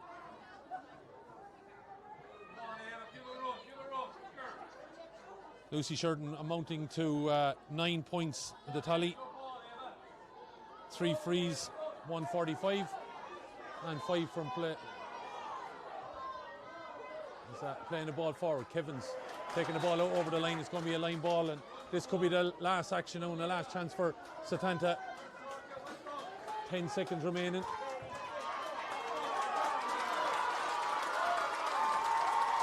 St. Kevin's crowd, if you can hear below me, full of excitement. They're waiting for Paul Donnelly to call a halt on this one. I think he'll blow it as soon as the ball is back in play. Sideline cut going to be taken here by Setanta. Centre forward, or centre back I should say, Niamh Gray. Ball is still in play, but there it is, it's on and dusted. St. Kevin's, as you can see with all the colour in front of us, are victorious. The team from the wee county have came and conquered in Leinster, and they are the Leinster Junior B Camogie champions with a fine performance, all dominated by that first half when they were so well on top. 110 they ultimately scored, and Setanta couldn't really live with them and only got their 3 points in the second half in the closing stages. Impressive performances. Question me from Lucy Sheridan, who got 9 points. Caoimhe Mason 1-3. Amy Murray was a thorn in Setanta's side all day and chipped in with 2 points. And there was also scores from Roisin Maguire, Katie Matthews, and various other support networks, of course, as well, along with Aoife Gregory. For Setanta, I suppose one player for me that stood out was Siobhan Sinnott. She gave it all day. Brown tried hard in the forwards, but they were so hard to get beyond the defensive unit. And St. Kevin's, credit to them, really well victorious here. They are the Leinster champions on a full-time score of 217 to Setanta's 9 points. Don't forget, we will carry the presentation and the interviews, reaction interviews, later on social media.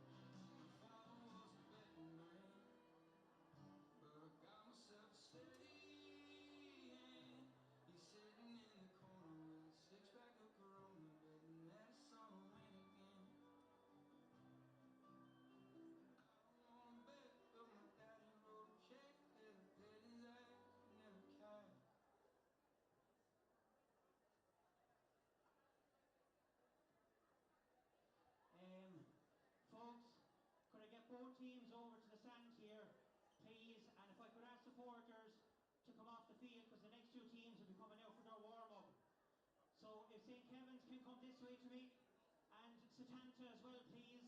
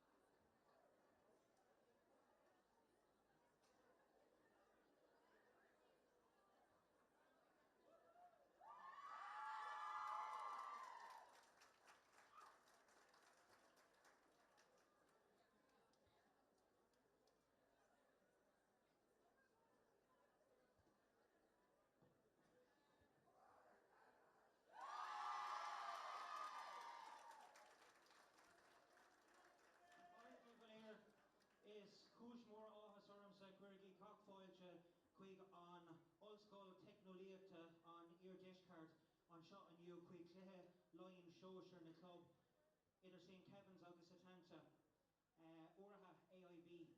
You're all very welcome here to the SETU Sports Campus in Carlow for our Junior B Provincial Leinster Final sponsored by AIB between St. Kevin's of Louth and Setanta of Carlow.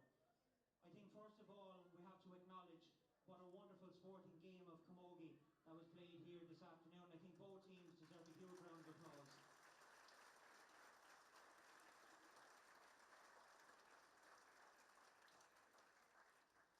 First off, in times of hardship and when you're always going begging and pleading to pitches and county grounds and everywhere to try and get a venue, it's not easy, especially the weather we've had in the last couple of weeks. I sincerely want to thank Donald McNally and all of his team here in SETU for allowing us to play our finals in such wonderful facilities here this afternoon, but also hosting our AIB senior and intermediate finals here again next weekend. It's not easy, so Donald and his team, thank you so much.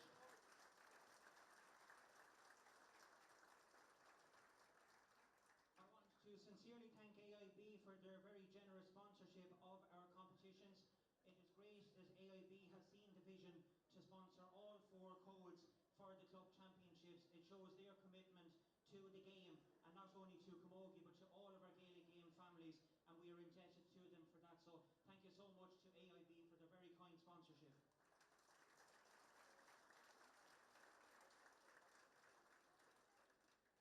To our match officials, to Paul and his team out there, to Connor, Nadine, Damien and all of our umpires, thank you so much for the job that you do, not only today but throughout the whole year. We are indebted to each of our match officials for the work that they put in, and I thank them and congratulate them on a job well done today. So big bowl of us for our match officials.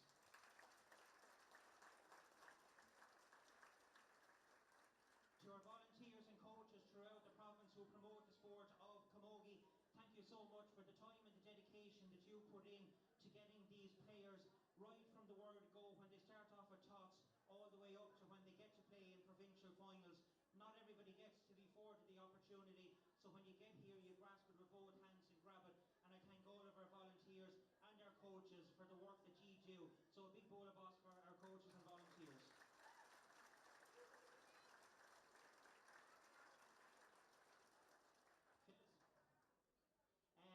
I first of all want to commiserate with Setanta. Girls,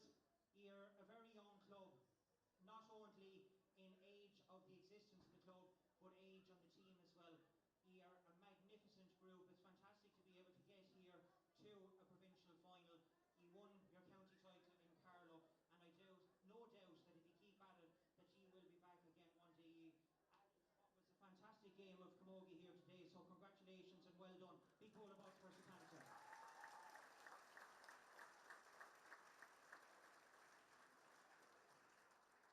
I almost forgot, but I should acknowledge, I also want to welcome Uachtaráin of Ancoma Camogie to Brian Malloy here as well this afternoon. I know he was in Waterford yesterday looking at some great camogie. He's here today looking at some great camogie. So Brian, you're very welcome.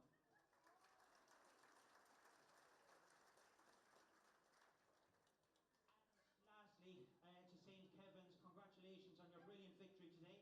It was a joy to watch, right from the word go. You done what you had to do, what your aim was to get to the final and go up and win it, and you have done it. I know you're 50 years in existence. It's great to be able to bring a trophy back home to Louth as well. I think this nicely, it's not very often I get to do this, so when I do, I'm really thrilled and delighted, so well done, and the very best of luck, because you're not only Louth champions, you're now Leinster champions, and you will go...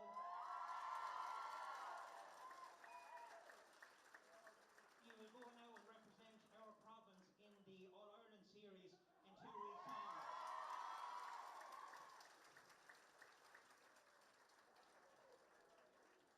First off, I never do this honour. I am delighted to have here with me President of Leinster Camogie, Phyllis Breslin, and I'm going to hand this trophy to Phyllis, nice and gently.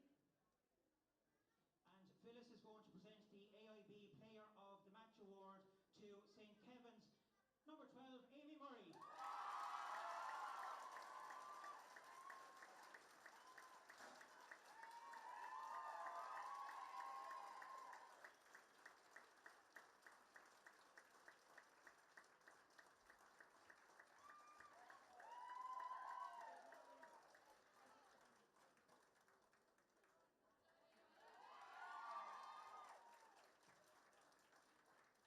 Well done, Amy. Well deserved. You'll be pleased to know I didn't pick it.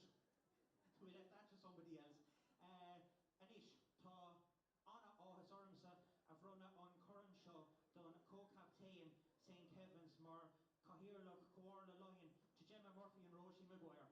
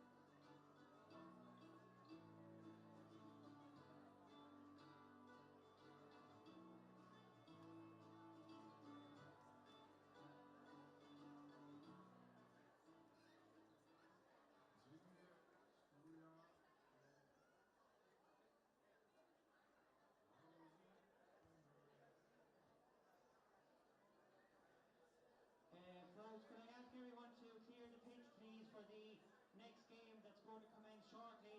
If I could ask all spectators to please clear the pitch. Thank you.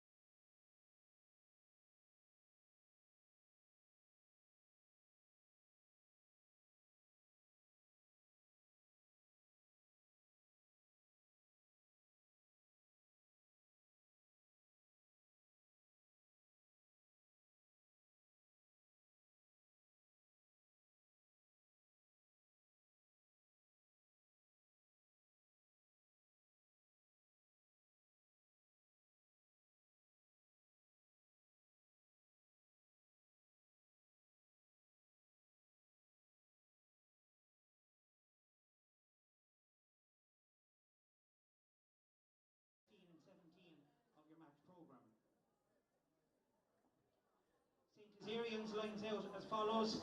On goal, number 1 is Grace Fox. Full back line, number 2 and team captain is Emma Cass. Number 3 is Rachel Cass. And number 4 is Sasha O'Keefe. Half back line, number 5 is Kay Kenna. 6 is Kaylee O'Keefe. And 7 is Clodagh Gee. Ilorna Porca, number 8 is Roisin Fitzgerald. And number 9 is Jill Gon. In the half forward line, number 10 is Leisha Dunn. 11 is Claire Daly. And 12 is Kayla O'Mara. Top of the right, wearing 13 today is Holly Brennan. Full forward 14 is Katie Dunican. And 15 is Katie Doyle. We also welcome team management John Joe Doyle, Anthony Coffey, Alan Fox, Anne-Marie Kavanagh and Edel Brady. Ladies and gentlemen, please welcome St. Lazarians.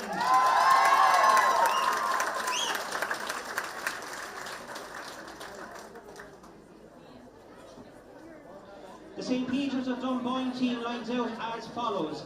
On goal, number 1 is Sinead Clinch. Full back line, number 2 is Niamh Boyce.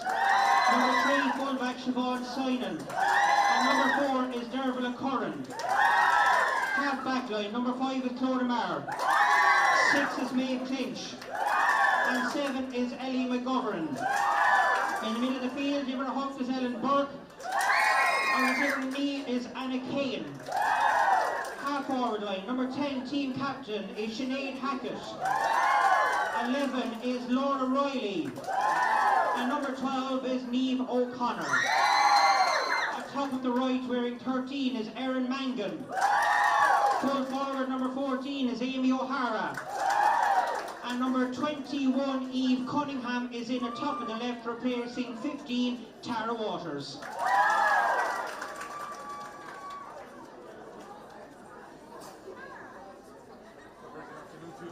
Our match officials for today's game, our referee is Shane Foley from the county of Carlow. He'll be assisted by Owen Bean from County Kilkenny. Our linesman today is Brian Deering from Carlow, and our fourth official is Phil Cullen from Dublin. So he giving the announcement there, and I'm sure you picked up on the teams. St. Lazarians of Abbeyleix and Laois line out as selected, and just to confirm, St. Peter's Dunboyne have made one change. Tara Waters has been replaced by number 21, Eve Cunningham. So that the only change to both teams as they prepare for this Leinster final. You're listening to live coverage on the Leinster Camogie YouTube and Facebook. So hopefully you've joined us and are looking forward to the action. Convincing victory already for the Northeast, with St. Kevin's coming out with the victory in the Junior B final by 217 to 9 points over Setanta of Carlow. Can St. Peter's Dunboyne bring the second title of the day back to the Northeast? Well, we'd see as they take on St. Lazarians of Abbeyleix. And of course, it's the first Laois Meath battle that we have this week. Next week, of course, Camross take on Nafina. St. Lazarians, I suppose, a couple of players that stand out in particular would be two that were involved with Laois in winning the All-Ireland Premier Junior title this year in Grace Fox and Kaylee O'Keefe. But one lady that we'll have to keep an eye on will be Holly Brennan. Holly, of course, accounted for 2-3 against Cullion in the semi-final.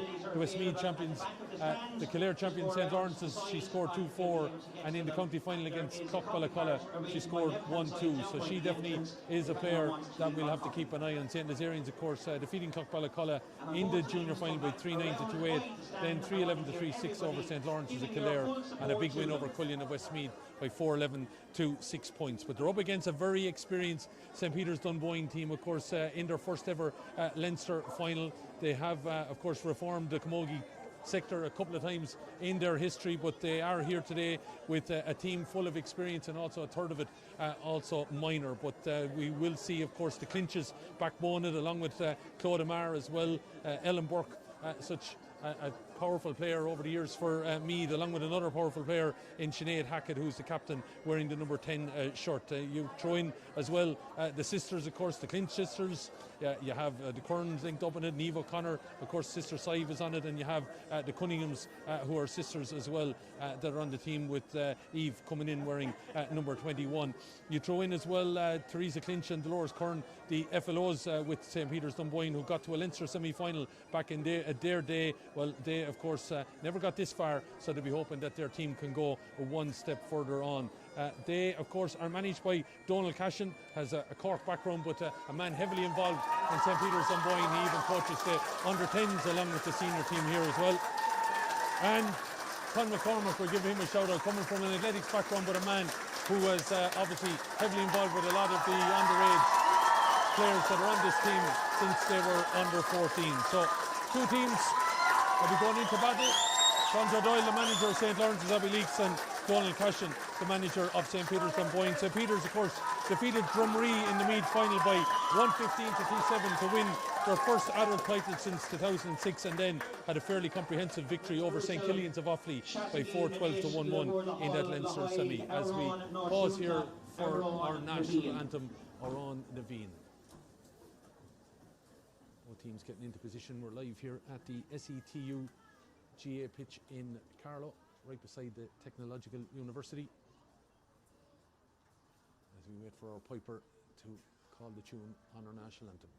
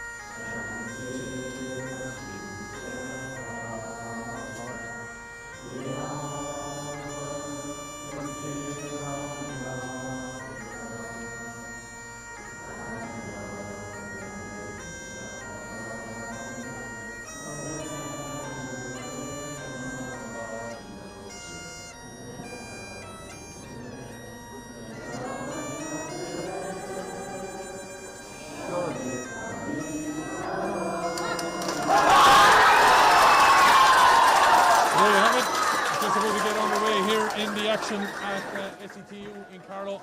This is the AIB Leinster Club Junior A Camogie Championship final between St. Lawrence's Abbey Leaks of Laois and Dunboyne of Meath. The winners, of course, will represent Leinster in the All-Ireland Series when they take on the Connacht champions on November 29th. But they won't be worrying about that. The first thing they want to get their hands on is a piece of silverware. Will it be in Laois? Will it be in Meath? Well, we're moments away from that action here. Shane Foley of St. Mullins in Carlow is your match official. And the ball is in, game is on. Just a little bit late behind time, but it's Dunboyne straight away with the charge with Anna Kane. And Anna trying to drive forward on this.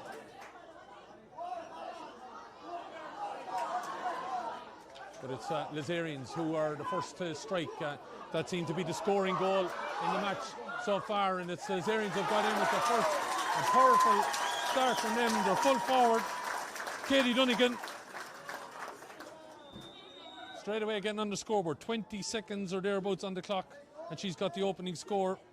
Dunboyne were robbed of the ball on the Lazarians 45, and it was transferred downfield and put over the bar. Katie has a fine scoring record coming into this game, as well as Dunboyne with plenty of experience.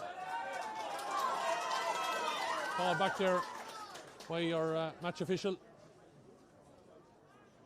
Dunboyne, of course, a lot of dual players, and a number of players that are part of their setup, of course, have won Leinster and All-Ireland titles with Meath as well. So that experience, will it count here today? I would imagine it is going to Maeve Clinch getting that first opportunity to knock it down and find Ellen Burke. So the two former Meath teammates trying to run up. Jane Foley says there was no foul committed there on Ellen Burke.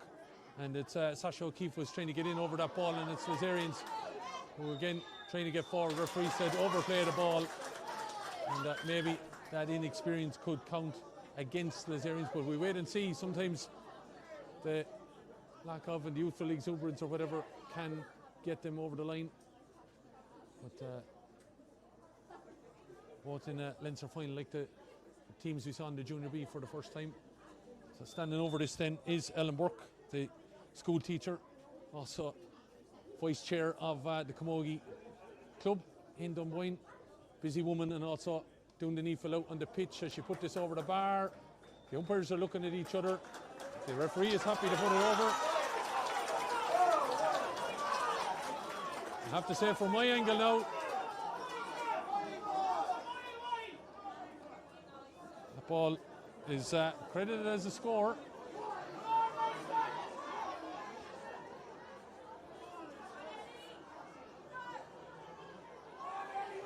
One point apiece then is taken on down here straight off. The ball taken by Laura Riley heading towards the uprights, and it's gone over the bar. And that is some score under a bit of pressure there from her.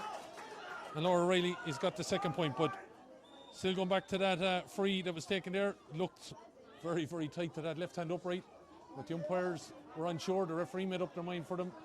And straight off then Laura Riley was able to pop up at the other end. Ball's down here anyway. And we try to play on, and hopefully that doesn't become a controversial incident at the end. Play forming a bit of a scum down here right below us. And breaking off this ball now is Anna Kane. Anna has had multiple dual players in this Dunboyne team.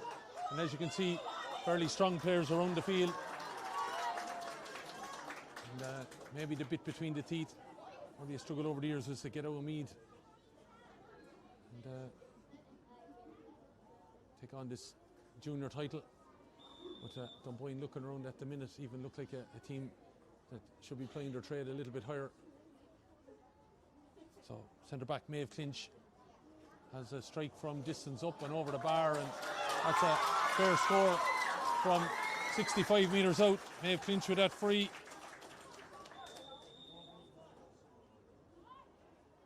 And this looks a little bit ominous as the puck out comes from goalkeeper Grace Fox. Sub-keeper, of course, on the Laois team that won the All-Ireland Premier Junior title.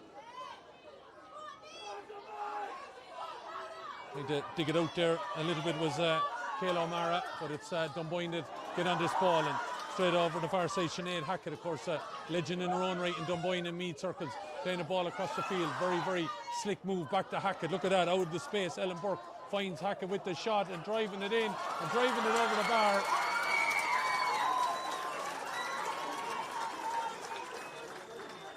Sinead Hackett showing all her Wrigley experience.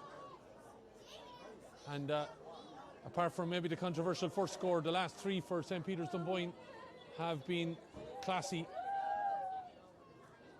And they are in control here in the early stages, waiting on the match official as the puck out to come from goalkeeper here, Grace Fox. Lights starting to come on here, as you can imagine, with the sun setting behind us. And Abbey Leaks trying to get onto this ball now. St. Lazarians driving forward. That looked like a sure foul, and good bit of play there by their number 10, Leisha Dunn.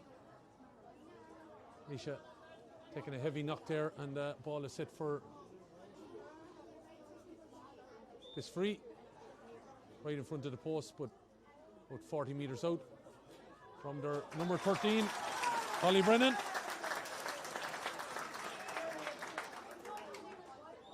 Holly gets her score up and going. 2-3 the last day. Scored 2-4 in the previous round as well. So Holly definitely knows where the back of the onion sack is as the ball is knocked out. 4 points to 2. Trying to get on that ball, but it's left behind there by Eve Cunningham. She's the only change on the starting teams. Maeve Clinch trying to get forward in this ball, holding off the attackers, and advantage being played. Ball is dropping in here. The referee still got his hand up, and he's going to call it back because St. Lawrence is in one possession. Shane Foley directing his fellow countyman. Brian Deering where to place that ball.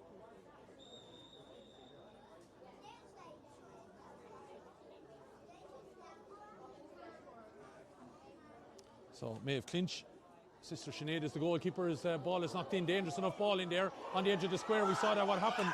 Still driving through. Lazarians all over the opportunity there for the attacker. Ball still breaks, but St. Lazarians are there and they pop the pass out.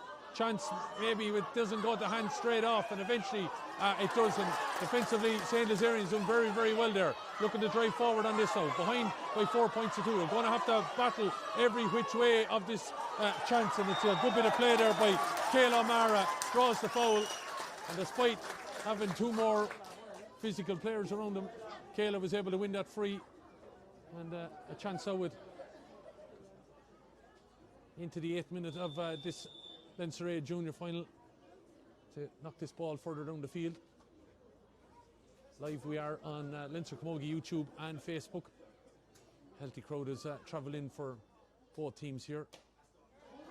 As that ball is sent forward there by Kaylee O'Keefe, of course, an All-Ireland winner with Laois this year. Ball breaks, and Jill Gahan trying to get it there, but breaks away from her. Carlow O'Mara also still in underneath it, but it looks like it's Dunboyne have maybe got in hand, and then they lost it.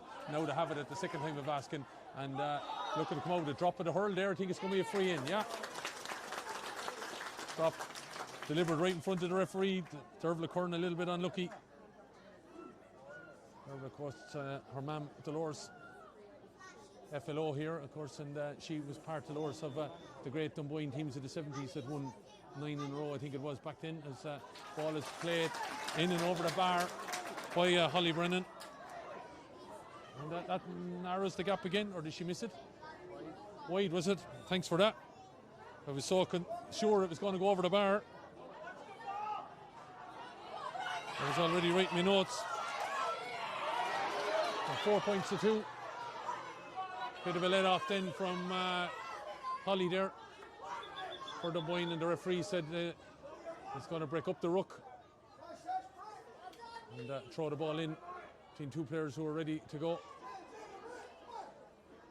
In between Carlow O'Mara and Anna Kane. Picked up there, and Clodagh Maher.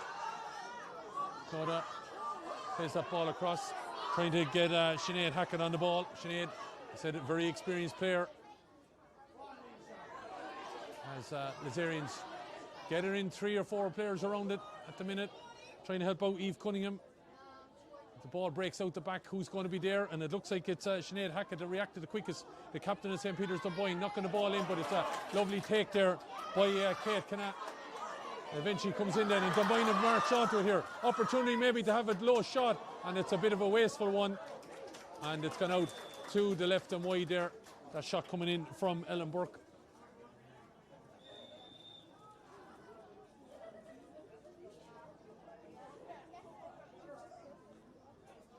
Four points to 2 then it remains.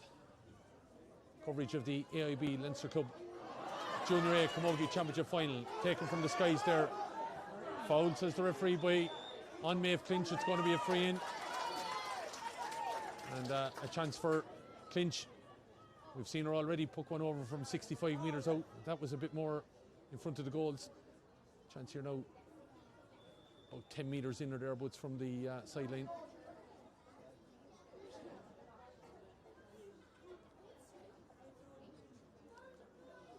Maeve very confident in her ability. Strong stance, diagonal to the ball. Comes across her body then and sends it on its way, and looks like it's well over the bar. Maeve Clinch with her second free.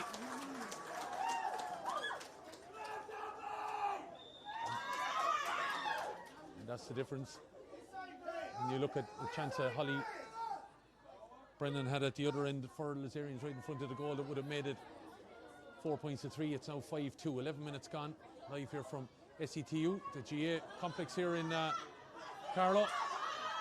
A fine facility, of course, and we'll be back here next Sunday for the intermediate and senior finals. Gorgeous day for the Camogie now with the lights coming on. It'll help us in the second half, especially. And, we're lucky it's not overly dull. Still plenty of light of the day. There's a bit of ruck forms over on the far side.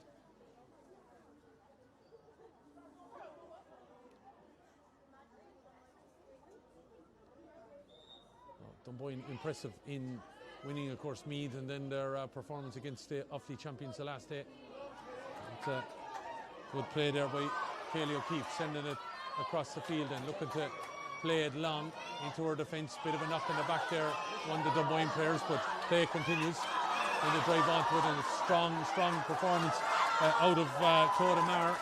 Has her fan club here in front of us as that ball played forward, but it's well cut out by Lazarian's Emma Cass, the captain, playing forward, but the ball is turned over, then being helped up by Sasha O'Keefe. Ball is on the ground. Few rooks have formed in this game, early stages. Shane Foley allowing the play to continue, and it's taken on by Ellen Burke, knocking it into the corner, but it's a good corner back play, a good play by St. Lazarians. Trying to drive over it there, their full back Rachel Cash. She's done very well. Tried to play it forward, had a fly hit, no foul. Referee appeal is saying that the play was allowed to continue, and then he maintains that Erin Mangan ducked into that tackle and threw a foul. So it's going to be a free out for Lazarians right down here in front of us. 5 points to 2, 12 coming up on 13 minutes.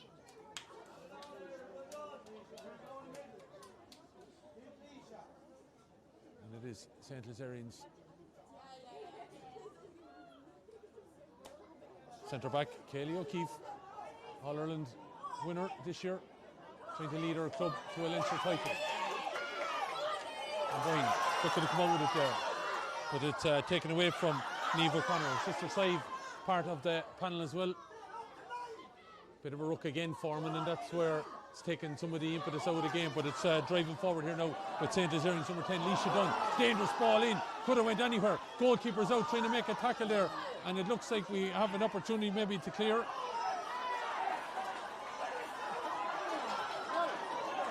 Ball eventually, the keeper's still out of play. Chance maybe for Lazarians to pop it in and pop it over the bar, and they've done that well.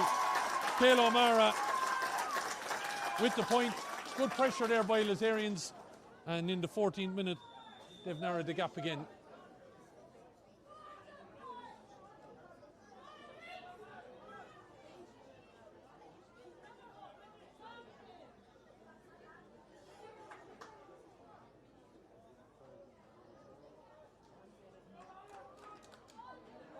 Look how it comes in.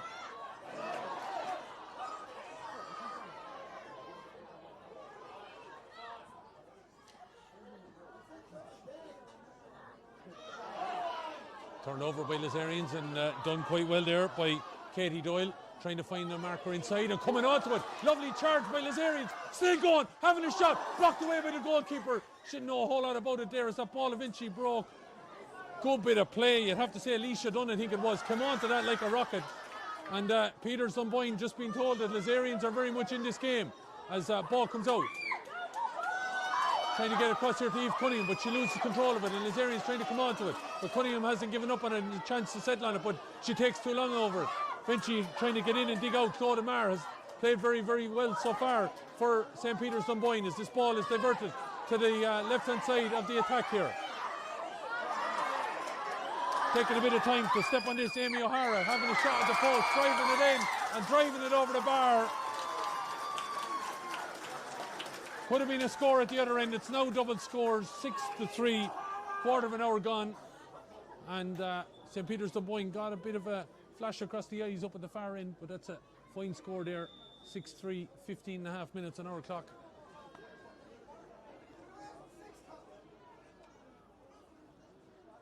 Scores coming now from Sinead Hackett, Laura Riley, Emmy O'Hara, all from play. 2 from Maeve Clinch, 1 from Ellen Burke. That makes it 6, but St. Lazarians needing to keep in touch now in this game. Gone out to double scores, and they've had 2 chances that they could have been closer. So Dunboyne doing, I suppose, what they need to do. Controlled enough effort here as Holly, their number 13, Erin Mangan, tries to drive that ball forward. The ball is blocked down. Chance for O'Hara. She gets it in her hand. Has a play from Laura Riley. Elects to go outside where there's a loads of space. Opportunity to drive in for Anna Kane. Still going. Looks like she was tripped. It's going to be a free in. And I'd say we might be looking at a card here if he puts that down as a deliberate trip. And it looks like Shane Foley is gone to the book anyway.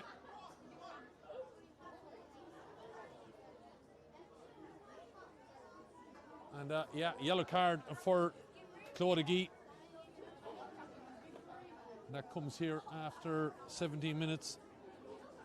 I don't think Claude had much opportunity or thought, because once Annie Kane had decided to take a diagonal move towards the goals, she was probably thinking of a goal. Oh. Anyway, free for St. Peter's Dunboyne, and as I said, after living a bit dangerously down at the other end where they could have conceded, Ellen Burke stands over this now to open up the lead again, and she scoops that up and over the back. No, she missed it. And well, I'm still convinced she missed the first one as well. So 2 frees to Ellen Burke, and they haven't gone her way.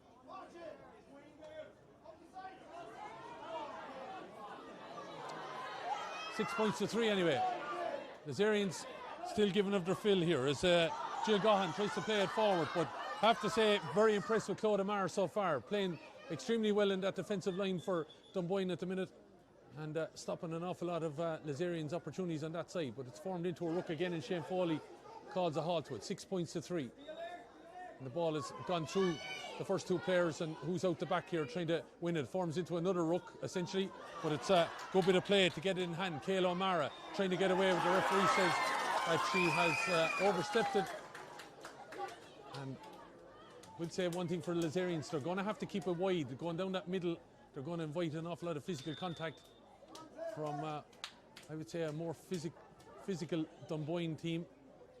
And they may have to play it to some of their strengths as the ball is played forward here by Maeve Clinch. Ball drops in behind the centre back for the Zarians, but it's well read by the defence, and it's cleared down in the direction now of Kayla O'Mara again. But it's again Peters Dunboyne. They're looking for a free on this side, but Clinch is then judged to have been fouled. Maybe Shane Foley was allowing an advantage, but 3 Lazarians player in and around her.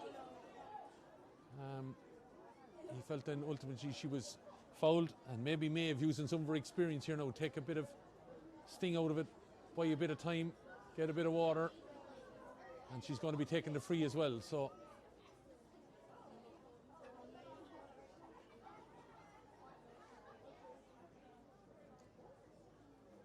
gone 19 minutes here now.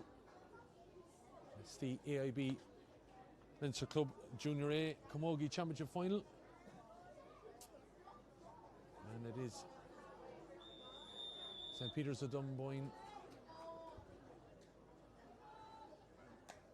up against Lazarians.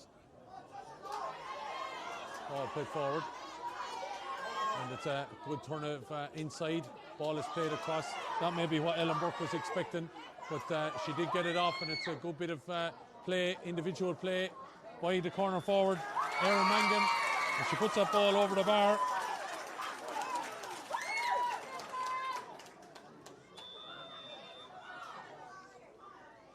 Erin Mangan now and Amy O'Hara with the last 2 scores for St. Peter's Dunboyne. 20 minutes gone, and they're out to 7-3. Ball played forward. Lazarians needing, as we said, giving away probably a bit of experience and physicality to this Dunboyne team. Need to play it to somewhat of their strengths, but they are giving a battle when it's sometimes close quarters. They are coming out with the ball, but probably needing now to ensure that that gap doesn't get bigger. Trying to get on this ball now. A bit of a sandwich there. Referee going to give a free in, and well played to Katie Doyle, you would feel, knowing that she was going to get hit from either side. Still went and won that ball and has drawn a foul. That's going to be Kelly O'Keefe, I'd imagine. She looks like the one that's made the traps forward.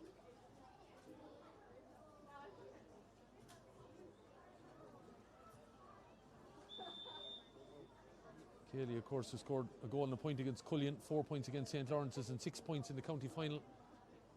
Chance here, but she looks like, is it coming around? No, it's gone out to the left and wide, and 2 chances out for St. Lazarians that probably should have been scored. He's just allowing that gap to be a bit bigger than it probably should be.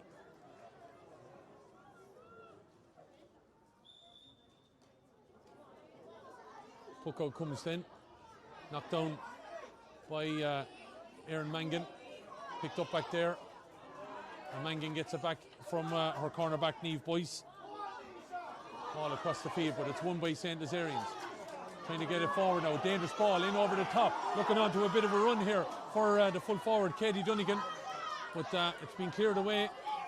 And again, Lazarians having chances, but probably guilty of not taking some of the clear-cut ones. As driving out with that ball is Anna Kane, and eventually, while being given an advantage, is fouled, calling it back for the advantage. 7-3. And Clinch, I'd imagine, coming out to take this again.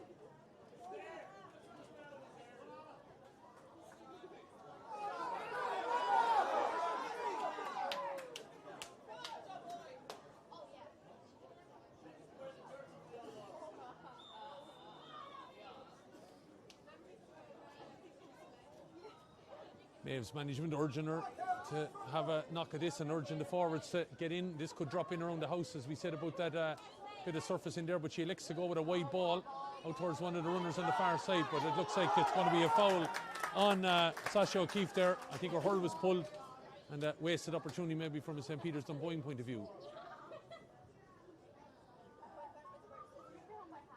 7 points to 3. We're live here in the SETU GA Centre in Carlow, right beside the Technological University. Fabulous facilities, as we've made sure already, and we will be back here again next Sunday. Another Meath-Laois clash in the inter-final, of course. Camross taking on Nafina. And then a big juggernaut of a senior final. Dixborough, All-Ireland champions of 2 years ago, up against All-Ireland champions of many a time, Owler Tabala. Looked like a foul there. And it's going to be a free. The Lazarians have to be taking some of these, though. This is the thing. They are getting chances. Need to make them count.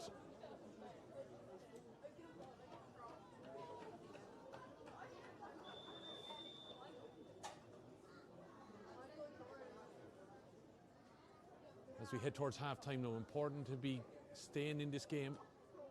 As O'Keefe knocks this ball long, and I think she's got the measure of this one. Fine score from Kaylee O'Keefe.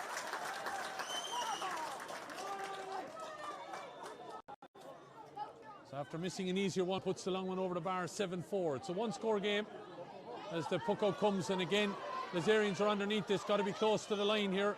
Numbers there to be able to pick it up and help out Kate Kenna. There's a ball with Clinch underneath it, but it's well read there by Leisha Dunn, who I have to say her anticipation skills phenomenal in this game so far. All in again she goes, being helped out there, but Clinch is in trying to win this ball back, and have Dunboyne done enough with Niamh Boyce trying to play it across the middle. Lazarians coming in hard, and referee allowing the play to continue, and then eventually he does call the stop there. Ocean Fitzgerald going in to make that challenge, and because it's a head injury he has called a halt. Watching, of course, they said the AIB Leinster Club Junior A Camogie Championship final.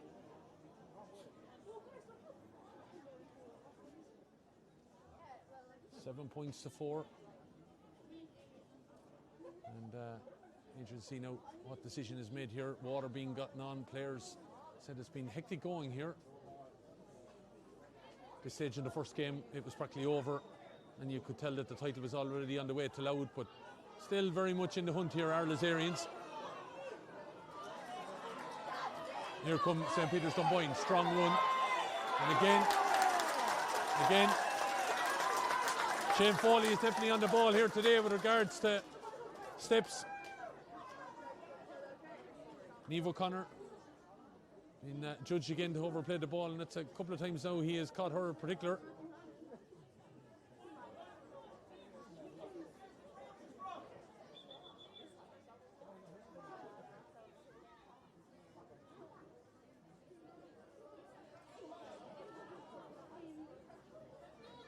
Kaylee O'Keefe, finally after a negotiation there with linesman Brian Deering, has found her spot. Can she knock over another long range free? Catching this, but not enough. It's going to drop deep though. It's a dangerous enough ball. Batted out. In there again, Leisha Dunn looking to get on this ball, being helped out by her centre forward as well, Claire Daly. Ball breaking away. Is it going to be a black jersey that comes out with it? It looks like it, but there's a bit of a challenge going in. Overplay the ball. What's he going to do? Pointing to the head. No gesticulation of what it ultimately is. I will credit Lazarians. They are swarming the player in there who gets in possession of the ball, and that time may have clinched. And here the ball breaks. Thought Lazarians had it, and then he calls, and it's a free in. Credit Lazarians are frustrating, and if this goes over the bar, you think about those 2 points they missed. Could be a level game. And standing over this ball is Holly Brennan for her second of the day. She put it over the bar.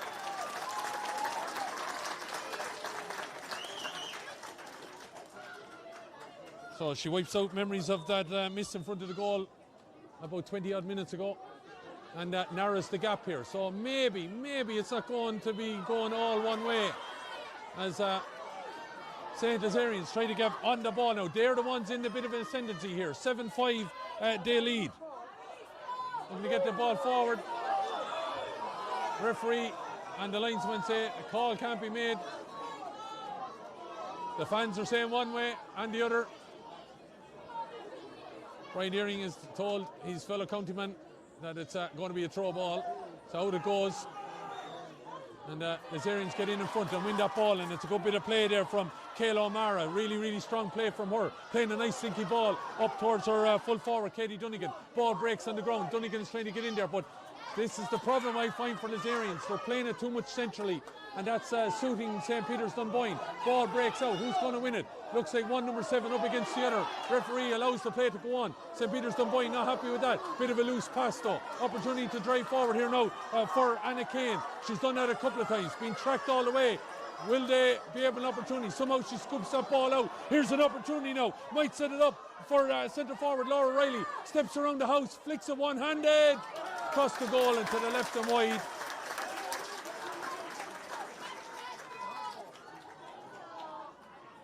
Just at the minute, things not going all St. Peter's Dunboyne's way, but Lazarians have it still very much in the bag. They're with inside that one score, 7 points to 5. 1 minute, I think we've been told, so that would mean 2 minutes and 15 seconds remaining as that ball breaks out to the middle. Won by O'Keefe and playing that ball forward. Good bit of play. Kayla O'Mara is having a right game, looking to get away. Kayla O'Mara still going. Holly Brennan's inside. Kayla O'Mara steps right, steps left, puts the ball out to the right and wide. Maybe, just maybe, if she had seen the run of Holly Brennan, that could have been a goal chance. With the puck out to come. As it played over to this far side now, looking for a bit of movement here, and it's a good bit of play there by Erin Mangan. Wins that ball and drops it down along the same wing, but it looks like maybe hand was got to it there by Sasha O'Keefe. Sasha O'Keefe still driving out to it. I will credit Lazarians, they are hunting in packs, but then Boyne come out with it now. Got to be careful when the break is on. Lazarians trying to get in there and win that ball with Kaylee O'Keefe. Fighting for every tooth and nail now at the minute. It's a right entertaining contest. Look like a Lazarians player pushed to the ground. Referee is going to call it as a throw ball, I would imagine. But at the back of that ruck, it looked like a third man tackle to me as the ball was played. Lazarians now need to ensure don't concede that big just before the half-time break, and they're very much in this fight here. Well done back there by Sasha O'Keefe, and she went to clear. She was knocked down harshly, but physically, and referee is happy enough. Let the play continue. Kaylee O'Keefe just asking Mayor Ishka for water, maybe an instruction as to what I do. I think the physio in as well, making sure to dry the slitter. Brian Deering keeping a close eye. There's O'Keefe now thinking about it. I see a hand signal down below. It looks like down the line is wanted down there, and that's what happens. Decent ball. Try to win it. She did look for it, Kayla O'Mara, but unfortunately lost out in this battle. Ball is into the middle where it's plucked by Anna Kane. Over it goes. Dangerous player to leave loose is number 11, Claire Daly, driving from, or I should say Laura Riley, driving it in and driving it to the left and wide. And referee Shane Foley has seen enough. 7 points to 5. St. Peter's Dunboyne will be quite happy maybe of having a half-time break. Just when everything was going right for them in the opening quarter, it hasn't really gone right for them in the second quarter, and that's been a lot of it down to the play of St. Lazarians, who are definitely hunting in packs and not giving up on this, even though they're more vaulted opponents, are probably a tougher team to crack. But you just wonder if Lazarians had taken those couple of frees, there was a couple of easier ones than the ones that they took, had gone over the bar, we'd be looking at a draw game. It's still very much in the melting pot of this AIB Leinster Club Junior A Camogie Championship final. At half time, it is the favourites, lots of people's favourite, St. Peter's Dunboyne ahead, but just about. Lazarians not giving up. Half time, it's Dunboyne 7, Lazarians 5.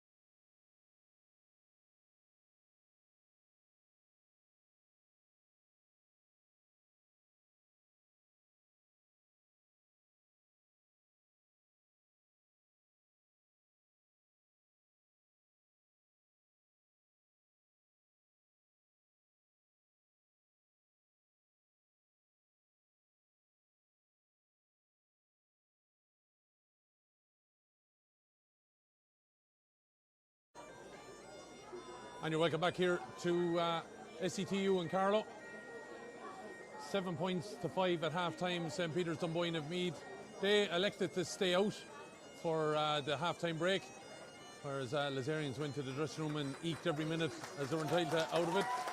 Bagpiper keeping the crowd entertained all day. Getting a round of applause here from the crowd as he heads off. His work is done, but there's still half an hour of work for St. Lazarians or St. Peter's Dunboyne. Which Saint will be cheering high tonight?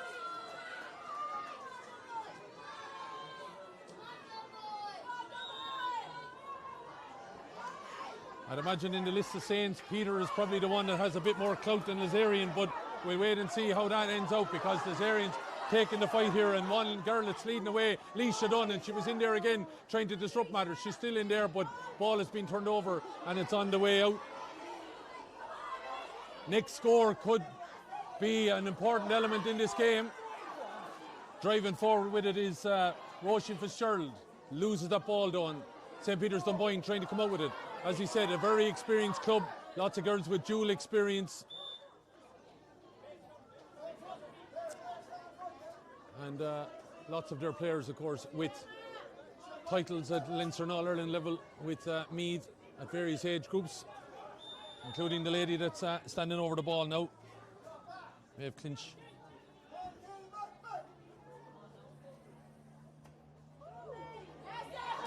Puts that ball in, but it's cut out by St. Lazarians.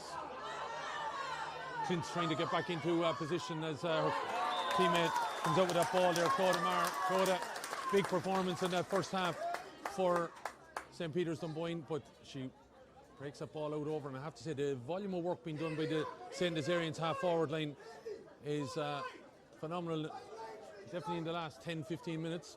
Sideline cut to come then from, for me, Lazarian's busiest player, Leisha Dunn. Ball was played forward, looked like foul hand pass there, but Paul is allowed to go on. Missed by Kaylee O'Keefe. Looking to get grips on it there and help her out is Clodagh Gee. Clodagh has a yellow card to her name. Lazarians keeping charge and hard here. Referee allowing the play to go on. Jill Gohan trying to go in there and win that ball. Ball is in a bit of a ruck close to the sideline. There's all sorts of whooshing and movement and everything like that going on there. Not sure all of it was legal, but Shane Foley elects to call a halt and throw the ball in. Shows you the tenacity of this game. 7 points to 5, and St. Lazarians might be thinking our much vaulted opponents are not going to get an inch here, and referee is not happy with something there.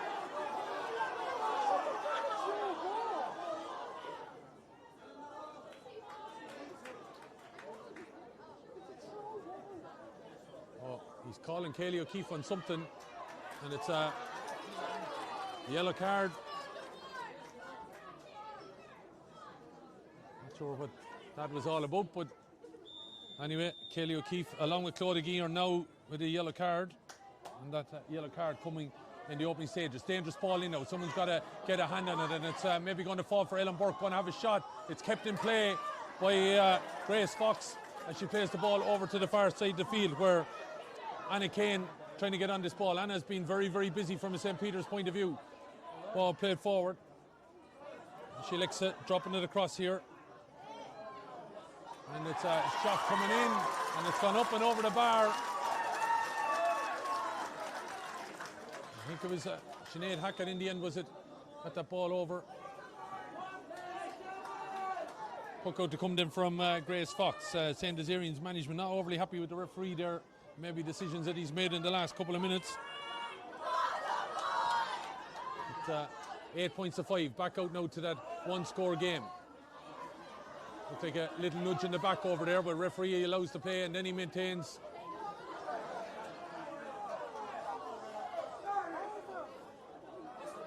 Yeah, I think Shane got his directions wrong there. Must have been something in the soup at half time. But 8 points to 5 it is. 34 minutes. A goal could really, really stir things up here. It depends on who's going to get it ultimately, as that free comes. Ball breaks and favoured Lazarians, but Dunboyne in there. Plenty of rough and tumble going on. Highly physical game. And don't envy the referee trying to keep an eye on and managing it. As Dunboyne getting all a little bit too tight now. Lazarian's over it.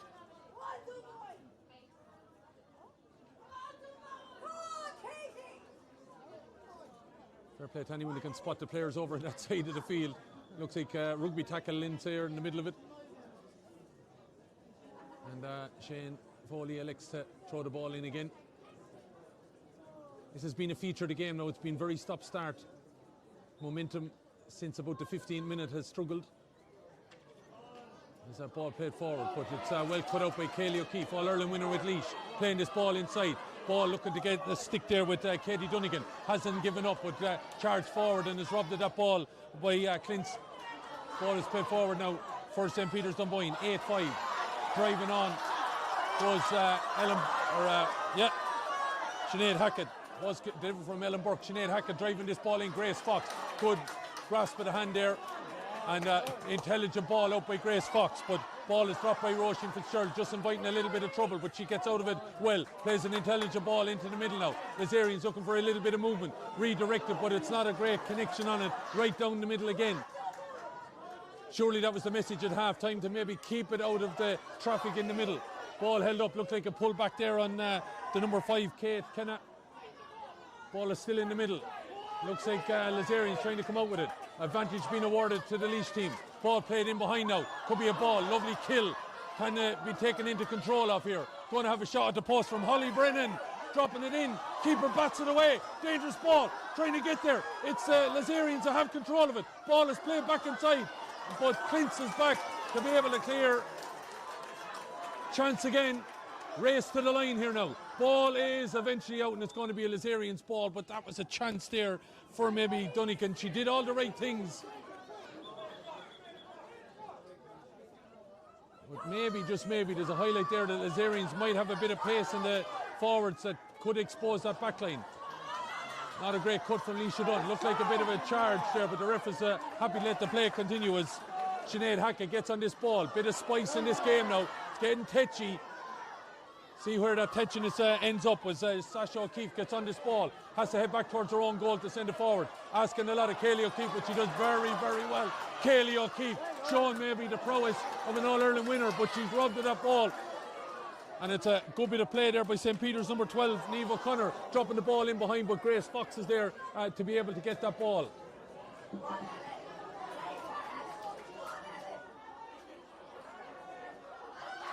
Ball is over on the far side.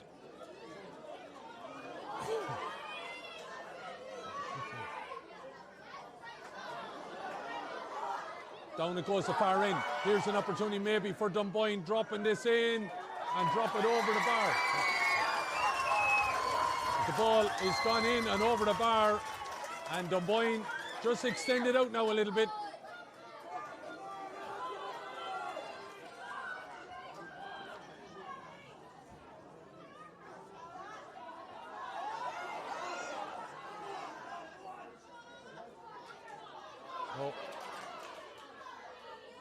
Continuing on with the play, 9 points to 5, 8 minutes gone in the second half.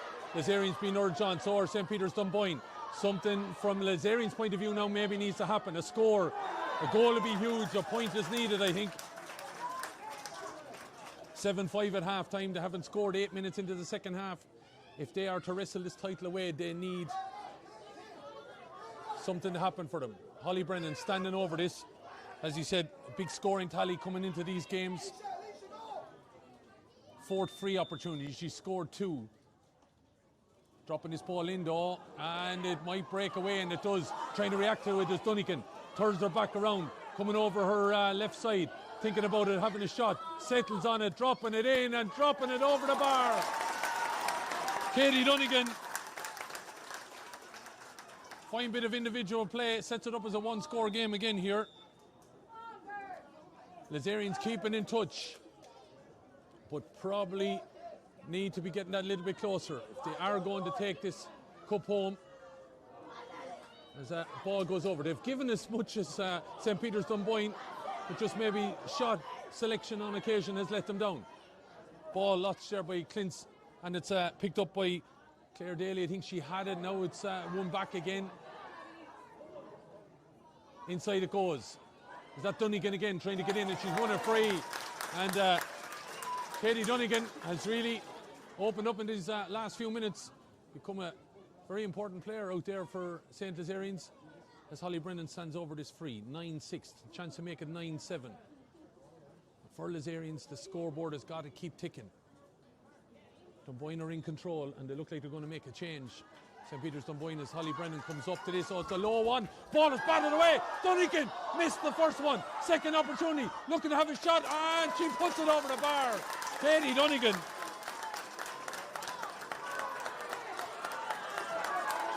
You just wonder if she connected with the first one. Tara Waters about to be introduced. She was named to start, but she was replaced at the start by Eve Cunningham. She's about to come in. As that ball breaks, Kaylee comes across, takes it into control. Dropping it down along the wing here now, looking for a bit of movement out of her wing forwards. Kayla O'Mara maybe, opportunity. Claire Daly there as well. 9-7. And it's a good block by Claire Daly, who's on the break there. Dunboyne look like they have it. A lot of steps being played there, but the ball is broken on the ground again. Trying to get in, O'Mara was there, but it looks like it's cleared by Dunboyne over on the far side, and it's picked up by the opposite number 12, Niamh O'Connor. Knocks it down along the wing, but it looks like Kaylee O'Keefe is across again now, looking to deliver this ball long, but it's blocked down, and it's a good block, you'd have to say, from St. Peter's Dunboyne, number 12, Niamh O'Connor, and they're about to introduce then Tara Waters. St. Peter's team. Number 15, Tara Waters, replaces number 21, Eve Cunningham. So Eve Cunningham replaced Tara Waters at the start, and now they've reversed that. So Tara Waters is on. Obviously looking for something else to maybe ensure that they bring this title home. There's still 20 minutes or that remaining. Not a great sideline cut over on that far side. And that's been one thing, Lazarians, the sideline cuts haven't been overly fantastic.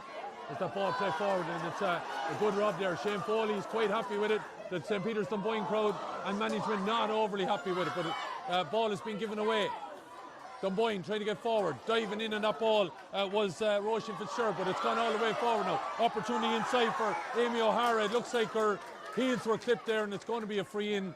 And it's everything that Dunboyne need. Buy a bit of time, kill a bit of time, and a free in. No card this time or anything, but maybe some of the experience of Amy O'Hara there and drawing that foul. As soon as she felt a little bit of a nudge, she was gone, and chance for the free. Is that Erin Mangan, I think, is going to take this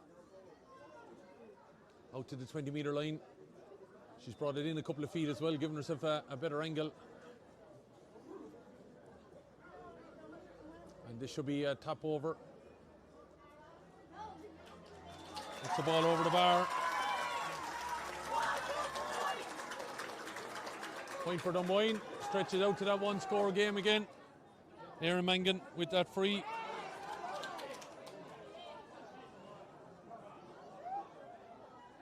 I'm thinking it's going to have to be a goal for Lazarians, and maybe it's coming.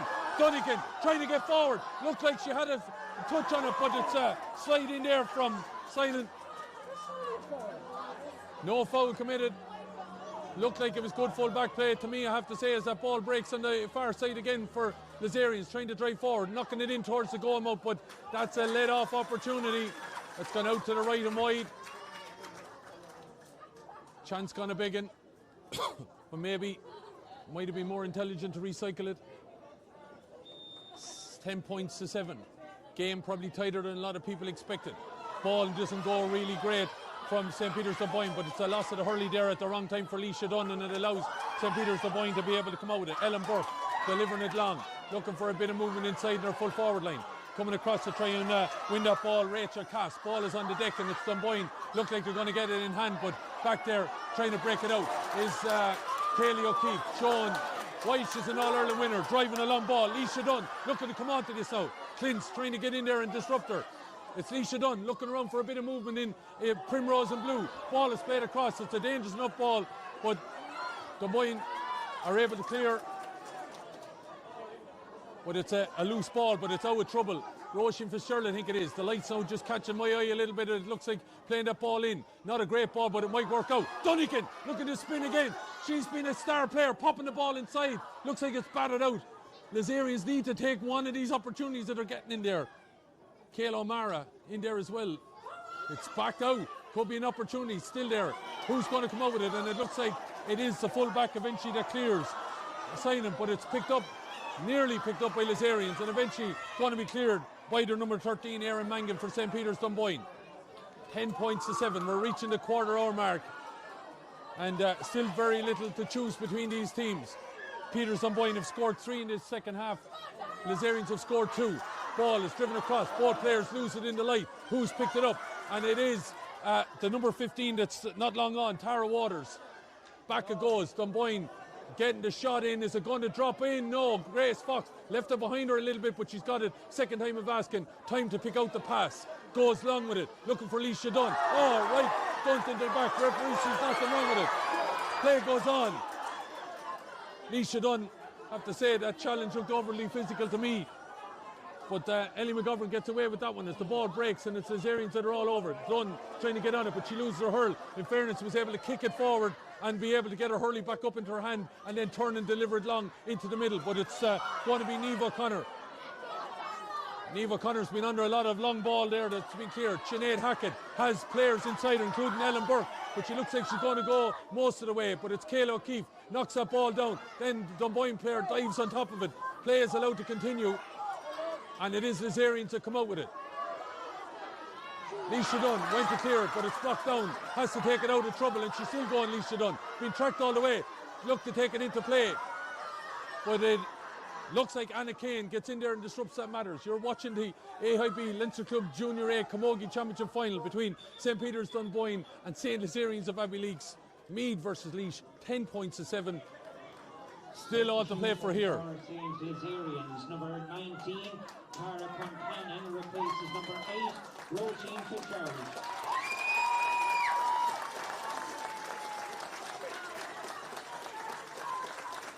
Cara Concannon coming into the field of play, and she replaces Roisin Fitzgerald.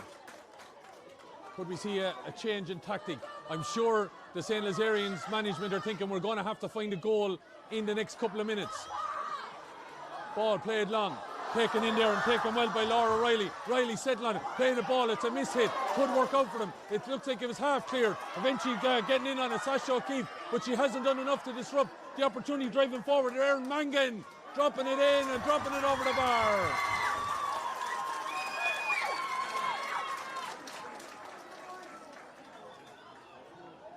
Erin Mangan's become a big player for St. Peter's in this second half. 2 points now in the last 5 minutes. 1 from free, 1 from play. Pushes it out for probably one of the biggest leads we've seen in the game.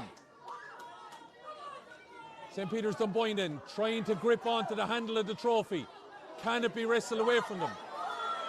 Lazarians have thrown a lot at them. They've done to try and live with them. Can they stick with it? As Tara Waters gets on this ball, being tracked by Kaylee O'Keefe. O'Keefe does very, very well to keep that ball away. And then a bit of a wild pull. Referee is happy to let the play to continue. Looked like it went over the top of the ball there, but he didn't see a whole lot wrong with it as the ball is picked up by Waters. Hits the deck, throws the ball back out. Loose ball, says Shane Foley. Ball is played forward, but Lazarians are putting every block in. This game is fairly tense and tight here. Trying to get forward. St. Peter's Dunboyne. The player hits the deck. Erin Mangan. And then a free out, says the referee.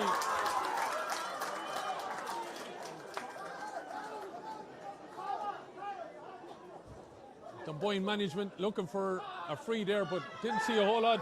Erin Mangan just fell to her knees, and it's a chance for a clearance. But you'd feel Lazarians are going to have to get inside that full back line as the ball breaks. Who's going to win the race here? It's a right titanic tussle, and it's well played by St. Peter's Dunboyne, being able to get that clearance there. A bit of a loose one from Niamh Boyce, but she went in and won that ball all the same when it was a dirty ball with two players coming head to head. Ball left behind there by Claudia Gee over on that far side, and it's going to be a sideline cut for St. Peter's Dunboyne.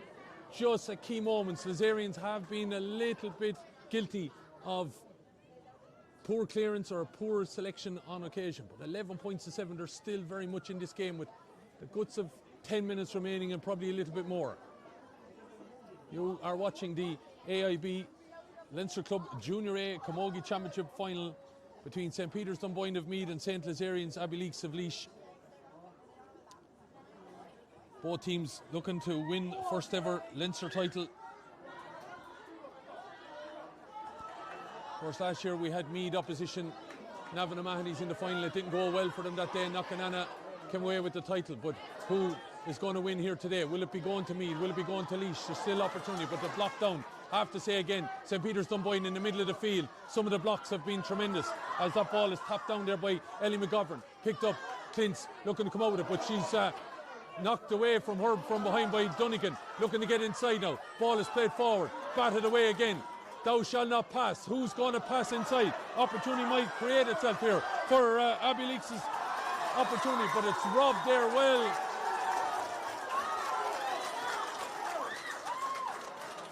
And Carlow O'Mara was trying to get forward with that ball, but, well, Maeve Clintz stood up well there. The Meath vice captain, of course. Sister of Sinead, an All-Ireland and Leinster winner. Of course, Mam Teresa, the FLO.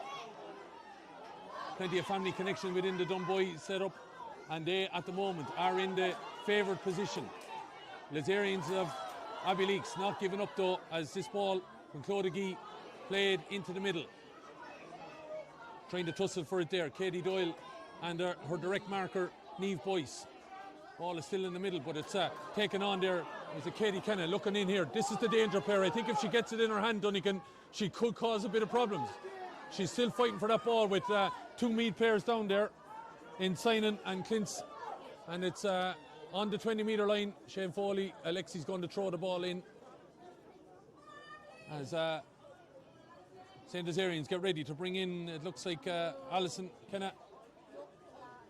Substitution on the St. Lazarians team, number 16, Alison Kenna, replaces number 15, Katie Doyle.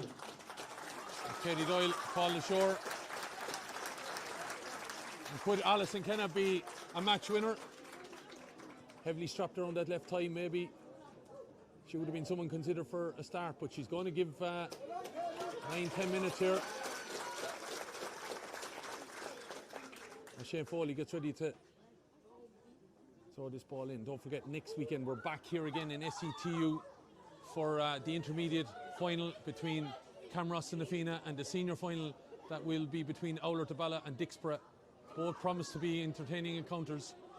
And we've had right entertainment here already. The Junior B title went away of St. Kevin's from Louth. They had a comprehensive victory over the club from Carlow Town here, Setanta.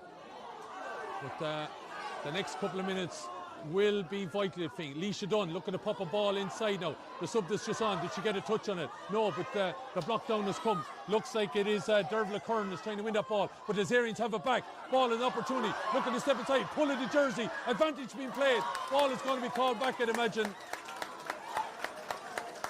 And Carlow O'Mara, Katie Dunnigan, those two for me have been two players that have taken this game to Dunboyne here. Now with 8 minutes remaining, loads of players on the line, you'd imagine. Would you take a chance here?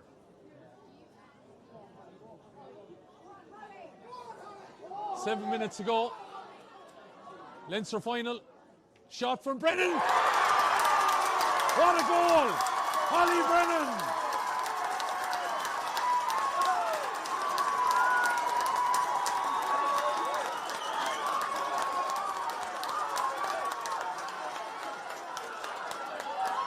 Nothing else on her mind, only the top corner of that net. 11 points to 1-7 now we have a game. And maybe, just maybe, one finger has gone off that trophy. But the ball is played across. Opportunity here, knocks out for Claire Daly. Knocking the ball in. But it's well taken in there. Maybe that ball should have gone to hand from a Lazarian's point of view. Leisha Dunn underneath it, loses it twice. Plays the ball to herself and wins it. It's all about composure now, and that ball should have been an easier ball. Lazarians battling hard for this now. Now it's going to take the experience of some of the Meath players. Ellen Burke playing that ball forward. Ball is batted out. Getting her body across it there now. Kate Kenna. Kenna wins that ball. looking to drive it forward. All of a sudden, the adrenaline coursing through the veins. O'Mara playing this ball down. Sub this on. Opportunity for Holly Brennan. Driving the ball in. Dangerous ball. Octaves have gone up a notch here in Carlow as the Azarians try to get over this. Bit of a scrum forming back there. Shane Foley quite happy as Claude Amar goes to play that ball out, and it's out as a wide there. Credit Holly Brennan, she didn't give up on that, but it is a wide against her.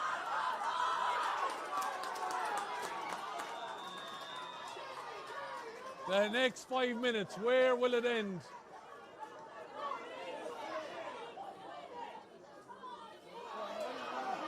Kaylee O'Keefe has been masterful in this second half, but just as she was about to get on that ball, heavy challenge came in, and it's going to be a free, and you'd imagine a chance to level things here.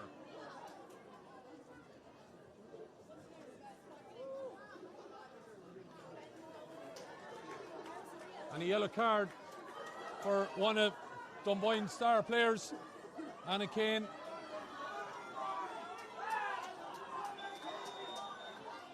Kaylee has stolen about a yard nearly. It's going to be another yard by the time she hits it. Driving it on its way. It's gone out though to the left and wide, and she knew straight away. Chance gone a begging. She had the distance. Still a one-score game. 11 points to 1-7. The AIB Leinster Club Junior A Camogie Championship Final. What a humdinger it has been. Puck out to come. Dunboyne now need to draw on some of that experience that they have. The youthful exuberance of St. Lazarians is probably getting them in this position. Dunboyne got to be careful now, utilising this ball. Kaylee O'Keefe again getting in there and winning that ball ahead of Sinead Hackett. Not a bad hurler in her day either. Playing that ball forward now. Underneath it, who's going to get a touch on it? Dunnigan, who's been everywhere along that line, needs to maintain possession. Spin somehow out of two tackles. Dunnigan had a shot at it. Ball still breaks. Might work out here. But it's well covered back there by Ellie McGovern. Turns left, turns right, and then sends it off her right side down along the wing. Laura Riley trying to get on that ball. Gets it off. Eventually, poor clearance though. And it should suit Lazarians in the middle of the field. All the pressure is Lazarians. Leisha Dunn misses it the first time. Turns inside. Offloads the pass. Ball goes to ground, needs to go to hand. Still going here, Lazarians. Opportunity to drive it in. Dangerous ball, batted down. Gets away. Still there. Anything could happen. Kayla O'Mara, ball doesn't go to hand. And Peters Dunboyne are able to come out with it, but they've lost it. 11 points to 1-7. Still Lazarians have it. Shot comes in. Blocked away by Kayla O'Mara by the other number 12, Niamh O'Connor. It's had a fine game for Dunboyne. Eventually cleared to this side of the field. Lovely take there by Niamh Boyce. Definite, looked like a knock in the back there. But in winning it there is Claire Daly. Ball taken away though. All sorts of calls now. Next score could be massive. Kaylee O'Keefe trying to get back. Trying to patrol the matters of Erin Mangan. Mangan's got an advantage. Gets the ball off. This could be the game winner. Ball is in and it's over the bar.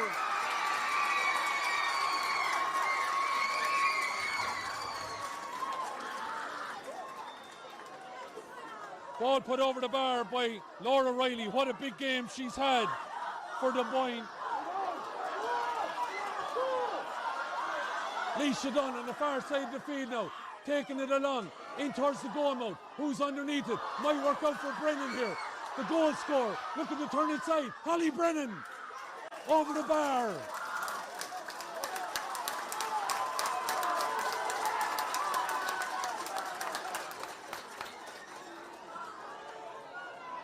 What will the referee play? I think we see the hands have gone on signal. 4 minutes, I think we see. We'll know in a minute. So 5 minutes of action.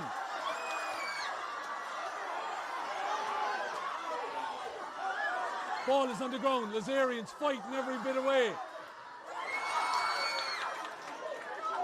Anna Kane gets that ball forward.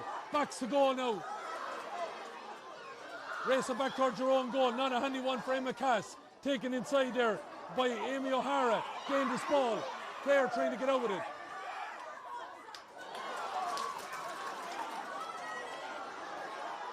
Coming onto that ball, Ellen Burke gets it forward here now. Sinead Hackett being tracked all the way. Hackett dropping it in. Grace Fox. Good take by Fox. Driven out to the far side. Waiting on the fourth official to put up the board. 4 minutes. Additional time, at least 4 minutes.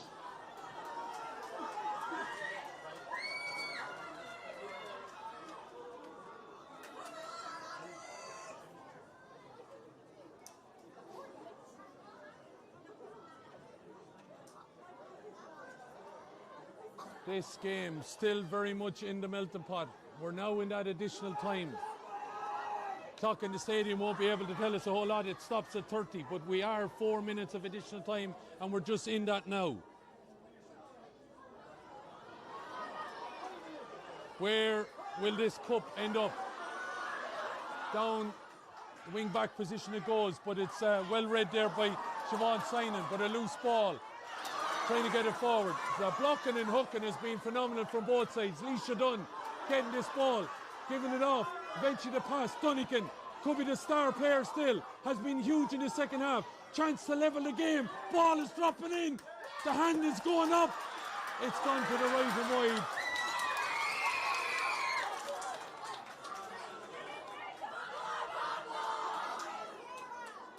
Linesman gone into the referee there. Don't know if we're just checking on something. That ball gone wide. Lazarians had a chance to level it up. 31.5 minutes.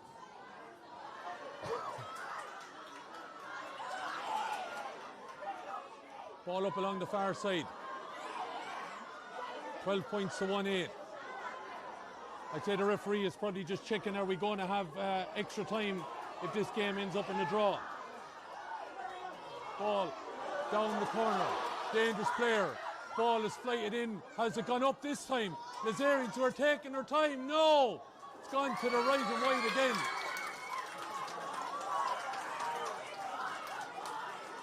Two chances on that wing now for Lazarians. One would have been level, one would have been leading. 12 points to 1-8 remains.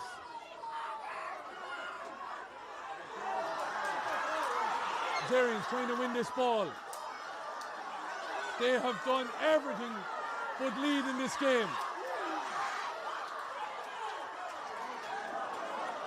Won by Cara Concannon, but it's going to be cleared by Maeve Clintz down along the line. She's looking for Sinead Hackett. Hackett and Clintz, I'm sure, picked each other out many a time in many a match for Dunboyne and Meath. Ball is clear, but it's not a great ball from Lazarian's point of view. Burke trying to come forward, but she's robbed of that ball. Rook is forming in the middle. That will suit. 1 minute remaining. Will Lazarians get a chance to level this game? Ball is played forward. Stuck in the hand. Chance for Lazarians. Yes, they've turned it over by back there, it looks like. Dunboyne had a chance maybe there, and he's decided to call it. Decided to call it.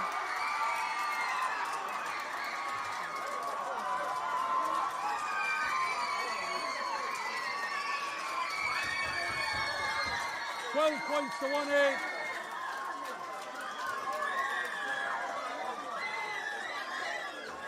Points to 1-8. St. Peter's Dunboyne are victorious here, and by God were they made pay for it. 63-23 was the time allotted. 64 minutes was what we were led to believe would be played, but it is a minimum of 4 minutes. But the match official has decided to call a halt here at 12 points to 1-8. Harsh on maybe St. Lazarians. They gave it absolutely everything, especially in the last quarter. and that's the scenario where it has ultimately ended up. It's St. Peter's Dunboyne are victorious. They win the AIB Leinster Club Junior A Camogie Championship final. A team that died on their sword, but unfortunately it wasn't enough for them. But credit St. Peter's Dunboyne at key moments, hooked, blocked, harried, did everything, and just about enough to get over the line. That Holly Brennan goal on 54 minutes just proving not enough for St. Peter's or for St. Lazarians. But it's St. Peter's Dunboyne who are victorious. Great credit to them, the experience in certain quarters, but I have to say Anna Kane was immense on occasion in winning ball. Niamh O'Connor as well. Maeve Clintz there at the back also was huge at winning certain big ball coming out when it really, really mattered, when the pressure was coming on. But St. Lazarians really showed real heart, guts and determination. But as I said, just the one thing they didn't do in the game was actually lead it. And that's ultimately how it ends in the end. So full-time score here. We will have match interviews and presentation, everything coming later on the social media channels. But from here, with thanks to John Nolan of Precision Media, myself as being Killian Whelan, hope you enjoyed the game. Right tussle, right to the end. But congratulations, St. Peter's Dunboyne victorious by 12 points to 1-8.